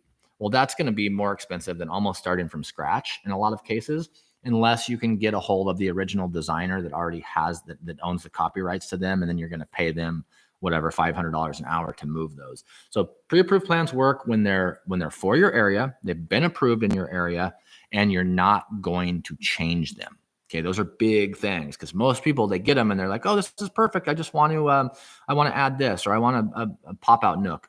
If you do a mirror image, that's not going to change. But if you change anything on the plans, you're working backwards. And like the plans we gave our city that are pre-approved, they're free. What I'm seeing is a lot of these cities have, hey, these are our 5 pre-approved plans. Here's the phone number and email to the architect, and you can purchase them. And they're expensive. It's like, wait. I thought these were like free pre-approved plans. So they're not always free. They're not always a good deal either, has been my experience. But I love the idea. The last thing I would mention is that there's probably, if they've been around for a while, there's a builder in your area, or in your case where you want to be the GC, there's subs in your area that have probably, or maybe, hopefully worked on that exact same unit. The more times in construction we do the same task, the more efficient we get at it. The more efficient we get at it, either, the more we can save our client or the more money we make, hopefully a combination of the two. So it's not a foreign product. Also, inspectors have seen that unit. So the inspection process is a little bit easier because they're familiar with this product.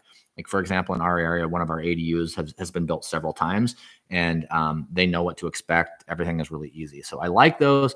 I want to touch on your ADU GC. Yes, you can be your own general contractor. Folks, be your own GC if you can. These are the big things that I tell you to keep in mind if you're going to do it. Be able to make decisions. Be able to handle conflict. Like building a house is hard. You deal with a lot of different personalities. A lot of it is babysitting. Independent contractors that you're going to need, your subcontractors, your foundation folks, your excavation company, your framers, your siders, your roofers, your drywall company, your plumbers, your electricians, your landscapers, like all of these independent contractors, like we're not very good at business. Like that's why we're builders. We're not really good employees. That's why we don't work for anybody. So it's hard to like kind of quantify how hard it is to like wrangle and manage people. And I just like to be really clear up front. Anybody can GC their own project. You have to be, organized. You have to be able to keep a schedule. You have to be able to make a decision, like, that decisiveness, and then be able to handle conflict. Everybody always thinks about like, how do I manage the budget, and how do I like pick out tile, and like, should I get a lumber rack for my truck now that I'm a builder? And those are not the questions we need to be asking. The questions we need to be asking are, if I have a falling out with my drywaller and I don't ever want to call them again because I'm so mad, like how do I call them and come to an agreement to get them back to the job? It's a people business. So if you're good with people, you're going to be a good GC. If you're good at management and you're good at scheduling, you're going to be a good GC. If you're not good at making a decision and it takes you, like you and your wife or your significant other, 20 minutes every night to figure out where you're going to go eat, like you might not be a good GC. Just saying. Nothing personal, Waleed. You're probably going to be amazing. And I'd like you to share your project, share it with everybody. We all want to see what you're doing. Amin's getting a full-blown consultation here. I love it. Drop your questions. You can't ask too many. You can't ask too stupid of a question. Keep them coming. Do you do any low voltage in your rehabs and new builds, like coax, phone lines, etc.? Yes, very, very minimal. So I'll put a coax line and I'll put a high-speed fiber line in one spot. So usually on the big, what I would call like the blank wall or the shared wall, like whatever wall hopefully looks away from sun and at other houses, that's where I'm going to put 2 double bank outlets, because ideally somebody's probably going to put some kind of entertainment there. And I'll do one box that has cable in it. I don't get crazy. I never wire in for anything else. We don't do low voltage lighting. We don't do audio. We don't do anything fancy. We keep it super, super simple. But the cool thing about this product is you can design it, customize it, make it your own. But we keep it really simple. I think that in the end, like I haven't put a phone line in an ADU in 10 years. Like we just don't put them in. If somebody ever wants a phone line, the companies will come out later. In my area, it's so frustrating. I want to pull my hair out. Like I'll have open trenches. Back to that trench question, I'll have an open water line where I know I can put any comm line in there. There's no regulations that says you can't put comm in a water trench. And I'll call the local high-speed internet company and I'll say, hey guys, I've got a 24-inch open trench. It's 100 feet long. We're going to backfill it with rock. We're going to compact it and we're going to pave it next week. Can you come out and put in my line? And they'll say, no, we can't put in a line without a service ordered. So I'm building a rental that I'm not going to live in, some of these, and I need to put in a comm line, and I have to actually call and get online and order internet and start a service, have a box delivered to the house before they'll come out and put in the line. What they want to do is just say, finish the product, let your tenant buy the service, and then we'll come out and put in the line. And they'll literally come out and directionally bore underneath your brand new road 2 weeks after you had a trench. So it's not very efficient when you're putting in communication, and you have to deal with each one of these utilities. So a lot of times we just put in the very basic box. It's not even connected to anything. There's just a pigtail on the exterior wall where the company will hook into it later if the tenant decides to use that product. If they want their own phone line later, they can order it. It's all installed for free. Same with cable. And some of my tenants now are, getting net shot down from the sky. If you trust Elon, maybe try his stuff. I don't have Skynet or Sky, whatever it's called. So I can't speak intelligently on it, but I think in the future, we're not going to have as many cables, that's for sure. But good question. Thanks a lot for responding to my comment. We have similar overlay districts in Charlotte. Oh, nice. Some NC folks for cottage community. Curious to know how water and sewer tap fees work since you have multiple home sites. They suck. This is the bummer. So if I'm going to go back to this example, sorry for my super rudimentary drawing. This is a cottage cluster. If I do all these units, this is parking in the middle, by the way. Sorry, I'm going to do it quick. I don't want to lose anybody here. This is parking, and then these are ADU units around it, or cottage cluster units, or dwelling units. If they're all on the same lot, we can have one common sewer, what's called common sewer in our state, which is multiple units on the same tax lot that dump into the same pipe that goes out and dumps into the same main. We can run everything off of one power meter if we have enough meter. We can run everything off of one water line, one water meter if we have all that. And that is a huge plus for infrastructure affordability. Directly to your question, if we want to chop those up and either fee simple lot them, or with some exceptions, condo law, a lot of times you can use common sewer, but most of the time, if you want to do a cottage cluster and you want to break these lots off into sellable parcels, they each have to have their own tap.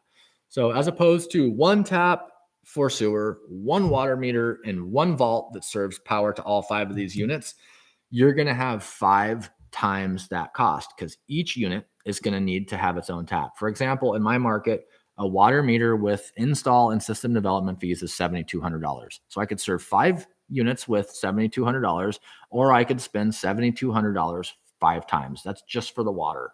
The same rules are going to apply for sewer. It's a similar price point. The same rules are going to apply for power as well. The power company is going to demand a higher load. They're going to make you put in a bigger vault. They might make you bring a pole and another transformer down. So one thing I don't like to share this because it kind of puts a negative light on these infill housing strategies, but I'm going to give it to you guys real because that's how I do it, right? I want to share like the good, the bad, and the ugly. And the point is that this is a great strategy. It's a great product. But when we add up all the fees, that's why we get this done. And the average median price per square foot in the area, say, is $300 a square foot. And we get this product done and it's $500 a square foot. It's still cheaper, right? Because it's half the size on a tiny little lot. But it's so expensive to pay these development fees that sometimes I think the decision makers and the lawmakers and the legislators and these really, hardworking, super smart people design this. They didn't really add it all up, because when I look at these projects and I add it all up, I'm like, gosh, I've got a couple projects just like this where I'm like, man, if I put in utilities for all of them and I split them with money so expensive right now, I can sell half of them and kind of like in line with what the state wants, more affordable places for people to buy. And then I could keep the other half. Or if I look at it as like, wow, I could literally save $100,000 in this development, and I'll just build one at a time and I'll just keep them all on one tax lot. And that helps for more workforce housing, but it doesn't help for more market rate sellable housing. So the costs sometimes outweigh all the benefits. As developers, big developers, not me, an infill housing developer, but like a big developer would tell you, I mean, they want to buy, 10, 20, 30, 50 acres at a time. Like if they're going to put in one street, they want to put in 10 streets. They get these economies, and every time they're doing units, the more lots they can stuff into an area, the more it's going to make it a better financial decision. And when you're on this little tiny piece of land with very few options, you can't scale up to keep those costs down. So not that it's a bad product or a bad idea. I just think it's a little more expensive than we all anticipated, myself included. Like I was on some commission workforces that were helping to update our local municipal code when it comes to this, and some of the stuff we didn't see coming. So everybody's just doing their best. But wonderful question when you asked about the tying into utilities. When you break them up, you got to pay the fees for each one of them. Not to mention, too, the financing gets really weird, right? Not to get into lending, but if we're at 4 units or less, we're in residential financing. So 5, 10, 15, 20, 25% down. There's great, just a quick sidetrack. There's great financing now. We can buy up to 4 units with 5% down conventional financing. We can also allow ADUs to count towards DTI, 75% of rents. But the 4 or less is conventional 30-year fixed rate. And when you get into 5 or more units, you're in commercial financing. And that means you're going to have some kind of variable rate debt, usually that resets at 5, 3, 5, 7, or 10 years. So a lot more, especially in this market, a lot more unstable financing option for 5 or more. So that's another reason why these clusters were probably, I'm not going to imagine seeing a lot of them be over 5. I mean, if you're going to do a 5-unit cluster, you may as well try to do a 55-unit cluster. So it's like the rule is kind of like 4 or 50 in the field here. Great questions. Cool. Waleed, thanks for the smiley. Ryan. All right, Ryan, here we go. Best tips for turning a 300 square foot detached garage into an ADU. Thinking about doing a loft bedroom to maximize space on the first floor. Mini split on the wall, tankless water heater. It will be a high-end studio. Thoughts? All right, Ryan, where are you at? The detached garage question. Okay, if you guys are listening, everybody should be screaming at the screen. Go dig up the corners. See if there's a footing there. Call your planning department. See if you can convert that detached garage into a legal dwelling unit. After that, we can design our loft. So say you have a foundation, say it was built in 1985 or newer, there's plans, it's going to be easy.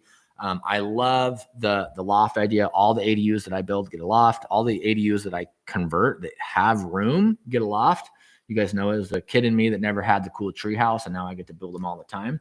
The thing about detached garages that I don't love is most of the time they're not vaulted ceilings. They're just basic triangular trusses, so it's hard to get volume. If you're in a garage that's got like 12-foot ceilings, you might be able to get a loft. I would always encourage to do a sleeping loft if you can. If you're going to take the top off, I would recommend that you post up and then you do a supporting ridge beam and then you do a vaulted ceiling so you can actually get a true loft. One problem I see with people lofting spaces is that it's like a 2x4 roof, right? And because it's a garage, it's not even insulated in most cases. They take out the framing members they need, they put in a beam, and then they're like, I'm just going to drywall these 2x6s or 2x4s and we'll be fine. Most of the time, you can't meet the energy code. So in our area, for example, the minimum insulation requirement, R value in a ceiling is R38. To put R38 high density fiberglass bats in a bay, you need a 2x12. So that not only do you already start with a low ceiling, a lot of times you have to fur that ceiling down, or you have to use really expensive rigid foam or blown in insulation. So to break this down really quickly, make sure that your planning and zoning department will legally allow you to do a unit in that garage. Make sure that the foundation will support habitable living space. Just because you have a legal garage doesn't mean that that same concrete thickness will be approved by the building official to let you have it as habitable living space. So confirm that, and then figure out what insulation you're going to need. And after that, you can decide what kind of loft space you're going to be left with. I love the mini split. I'd use a 12,000 BTU exterior mounted mini split. Just real quick on those, I like to mount them on the building, not on the floor. When you mount them on the ground, unless it's a a paved or concrete area that you're not going to have to maintain, I like to hang them on the building and also put them in an area where a little bit of condensation or water is not going to be in your way. So if you're in an icy climate and you're going to put it right on the concrete, right by the entry step, you don't want that because it's going to condensate and it's going to freeze. So I mount them on the building so they're easier to maintain. Dogs can't lift their leg on them, things like that. And then also mount them. If you're mounting them on a building, don't mount them on a wall where you're going to be sleeping because they vibrate a little bit. And then the exterior mounted water heater, I'll just touch on that real quick. Those are great. They're amazing for saving space. You'd think, Derek, a 50-gallon electric water heater doesn't take up any space. Well, try putting a 50-gallon electric stand-up water heater in a 300 square foot area, put a closet around it, and tell me it doesn't take up any space. It does take up quite a bit of space. So that exterior mounted unit is what we use. I think you should too.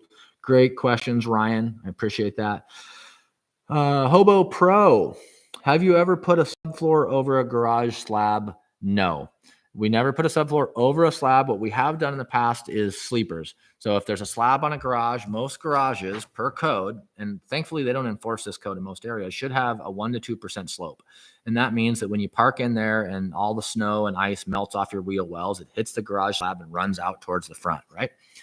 If it's a garage that has that slope, you're going to have to fix that. And so what we would do is we would take like a 2x6 pressure treated or a 2x8 if we have ceiling height, or a 2x12. Again, same principles apply on the floor. We need insulation in that slab.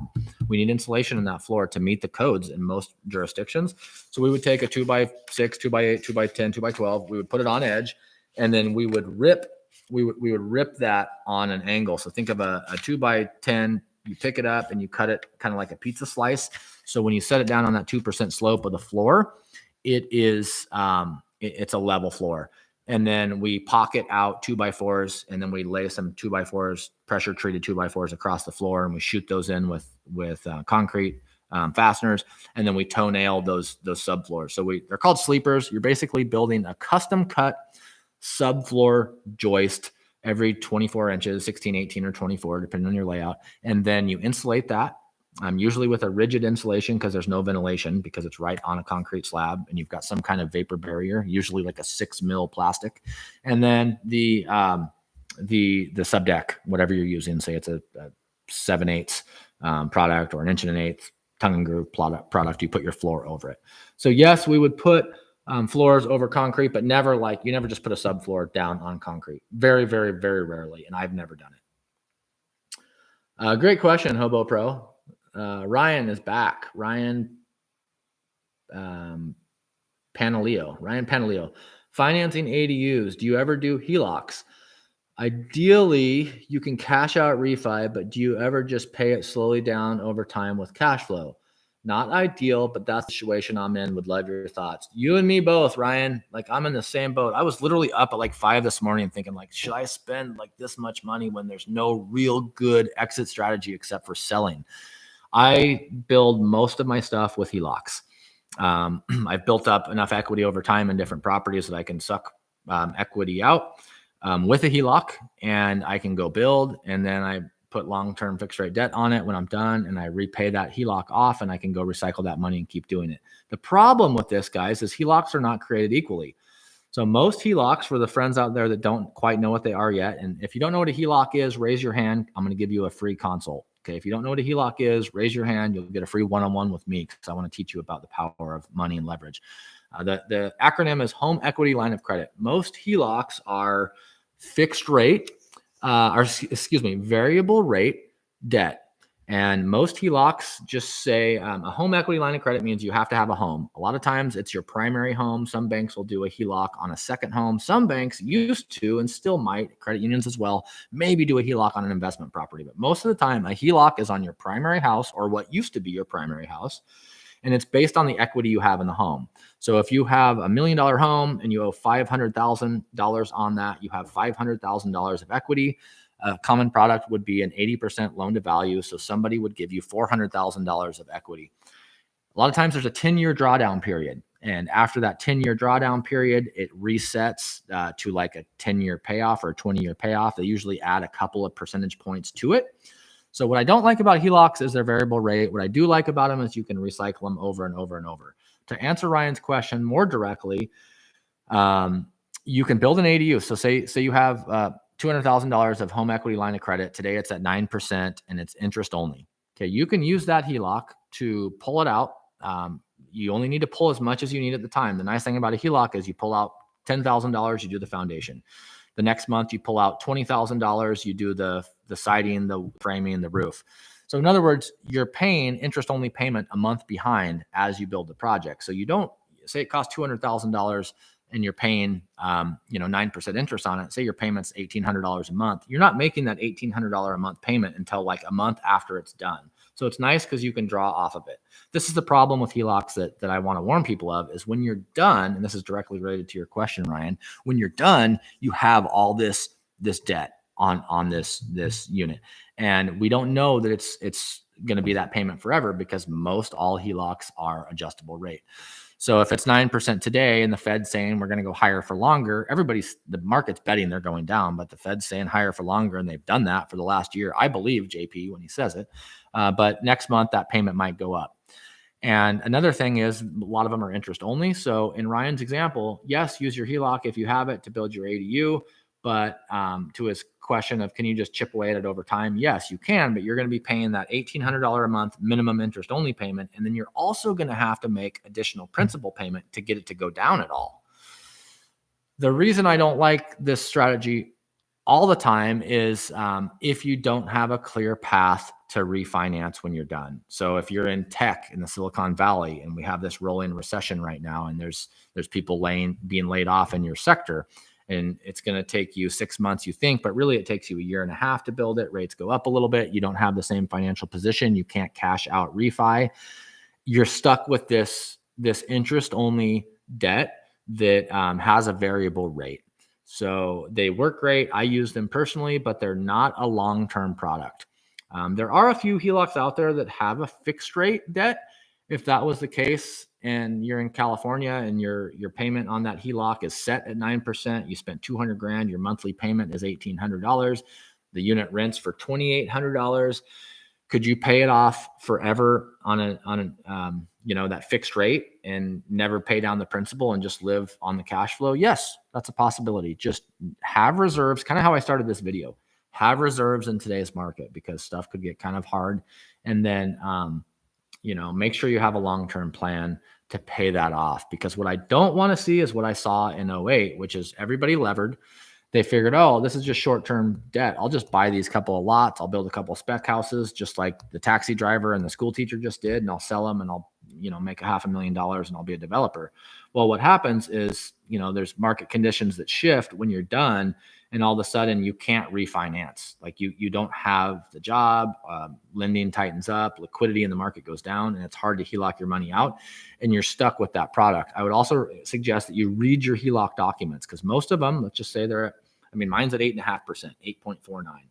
And if I was at the end of a 10-year term on that, my lending institution says that it locks in at a 20-year fixed rate payoff plus 3%. So I would be at 11.49% on a 20-year payback.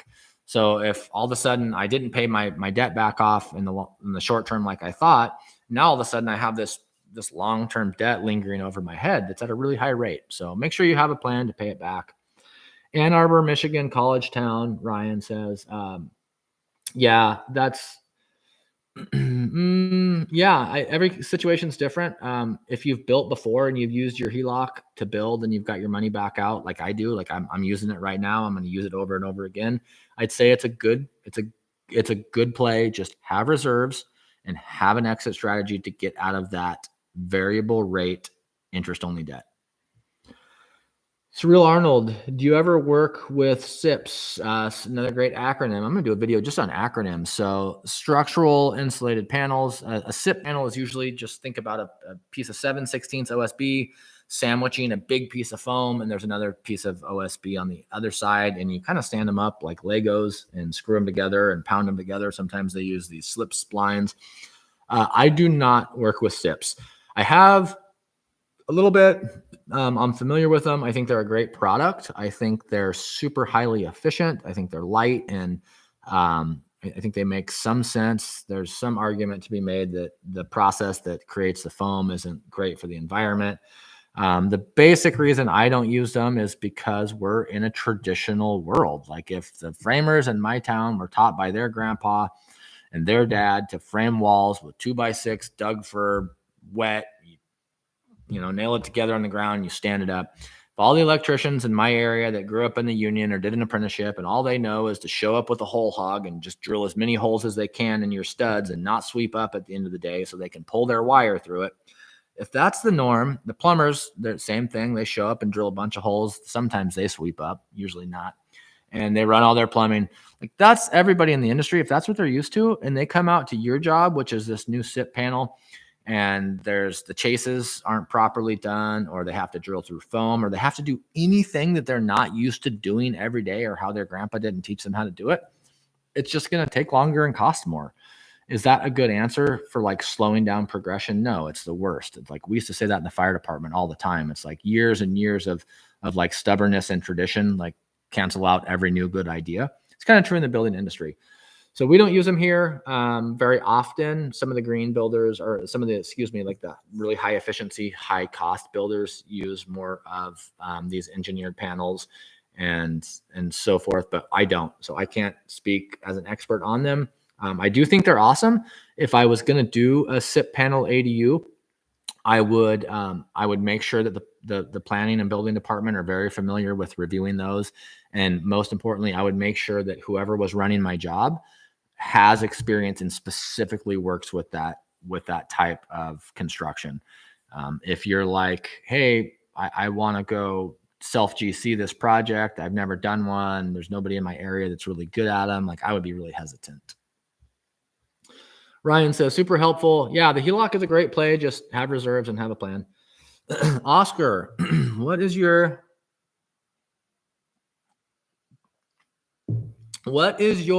opinion on the California new law that you can sell your ADU under condominium association rules?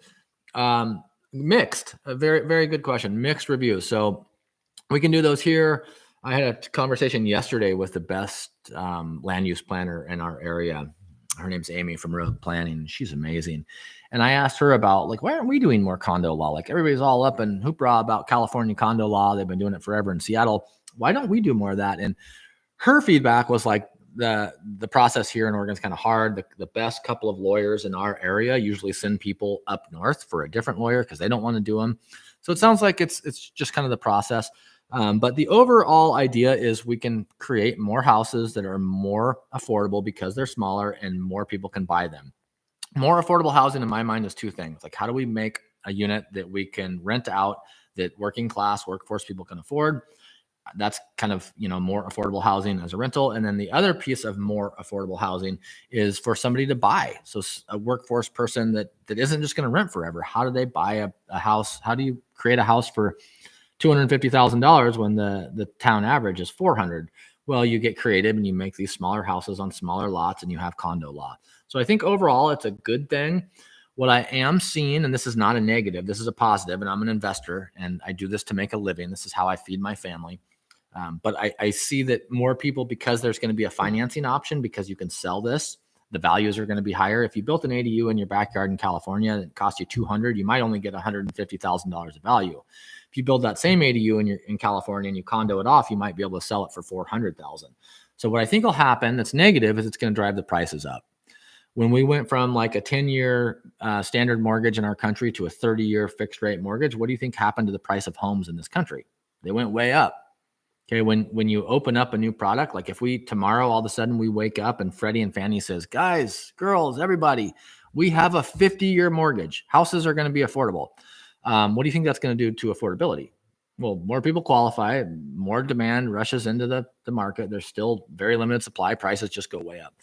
So as good as this is, I think it could push. It's a good thing for ADUs. It pushes values up. But in the end, if you're a contractor and you're working in the trenches and it's hard and, you shoot yourself in the hand with a nail and your truck needs new tires and people are calling in sick for work and you're seeing all your clients build an ADU for $200,000 and sell it for $500,000. What are you going to do to your next price? You're going to probably raise it. So as the condo allows these to be more valuable, I think it's going to raise prices. On the other side, I think it's a great thing for the industry. It's good for valuations. It's good for people buying their first home. And it's quite frankly, just another option of supply. So I really like it. I like that California will be able to probably create a lot more new market housing for sale. And then the last thing I would say is it's not as lucrative in markets where there's not really high sale rates. So if you're in these high end markets where the crisis is the biggest, let's just think like high demand cities on the West Coast, there's going to be a lot of action. I don't see this gaining as much traction in areas where rent and sale prices aren't quite as high. My buddy Ryan at How To ADU, Ryan's a great guy. He's a California housing advocate and kind of an ADU all around awesome dude. He just put out a video on ADU condo law that was good. It got like 40,000 views in a week. And if you go over there and check that out, say Derek said to come over here and give you some grief. Ryan's pretty smart on that stuff, and he'd be the person I would ask if you're in California and you're like thinking about the ADU condo law, just because he's so plugged into the legislator and the decision makers on the law side. He might be a good resource.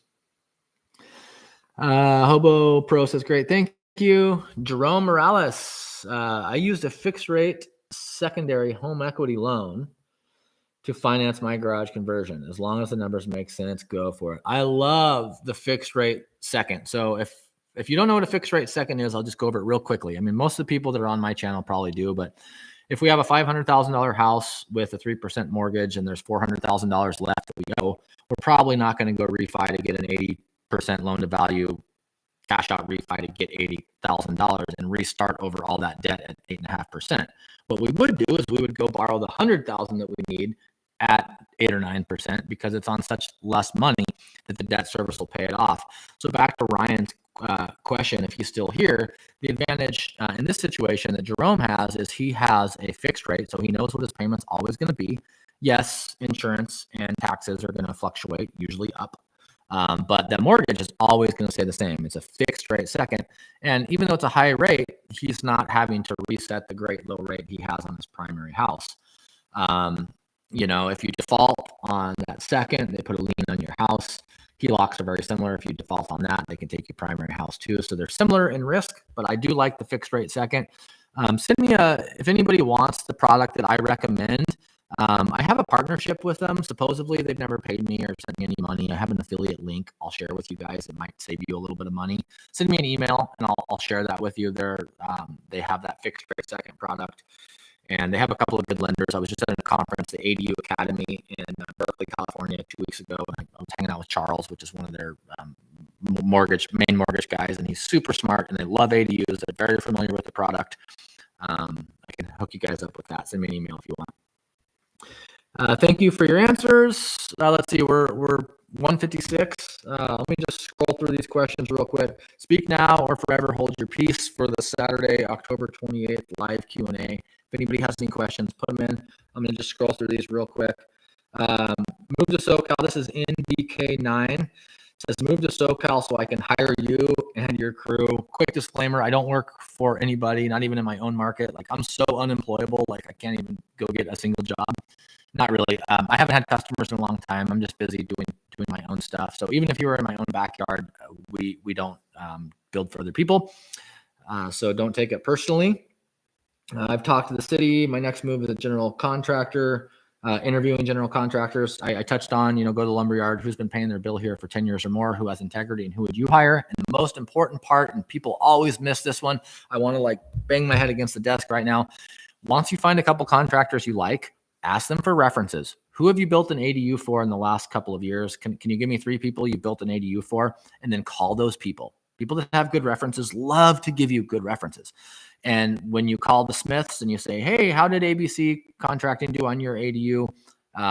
Did it go over budget? How much did it cost? The real feedback you want is yeah, it got hard. It cost a little bit more, but so-and-so was amazing. They were great to communicate with. They were very clear with all their change orders. If you call somebody and you get an absolutely perfect review, call somebody else. I always try to say call 3 references for each builder.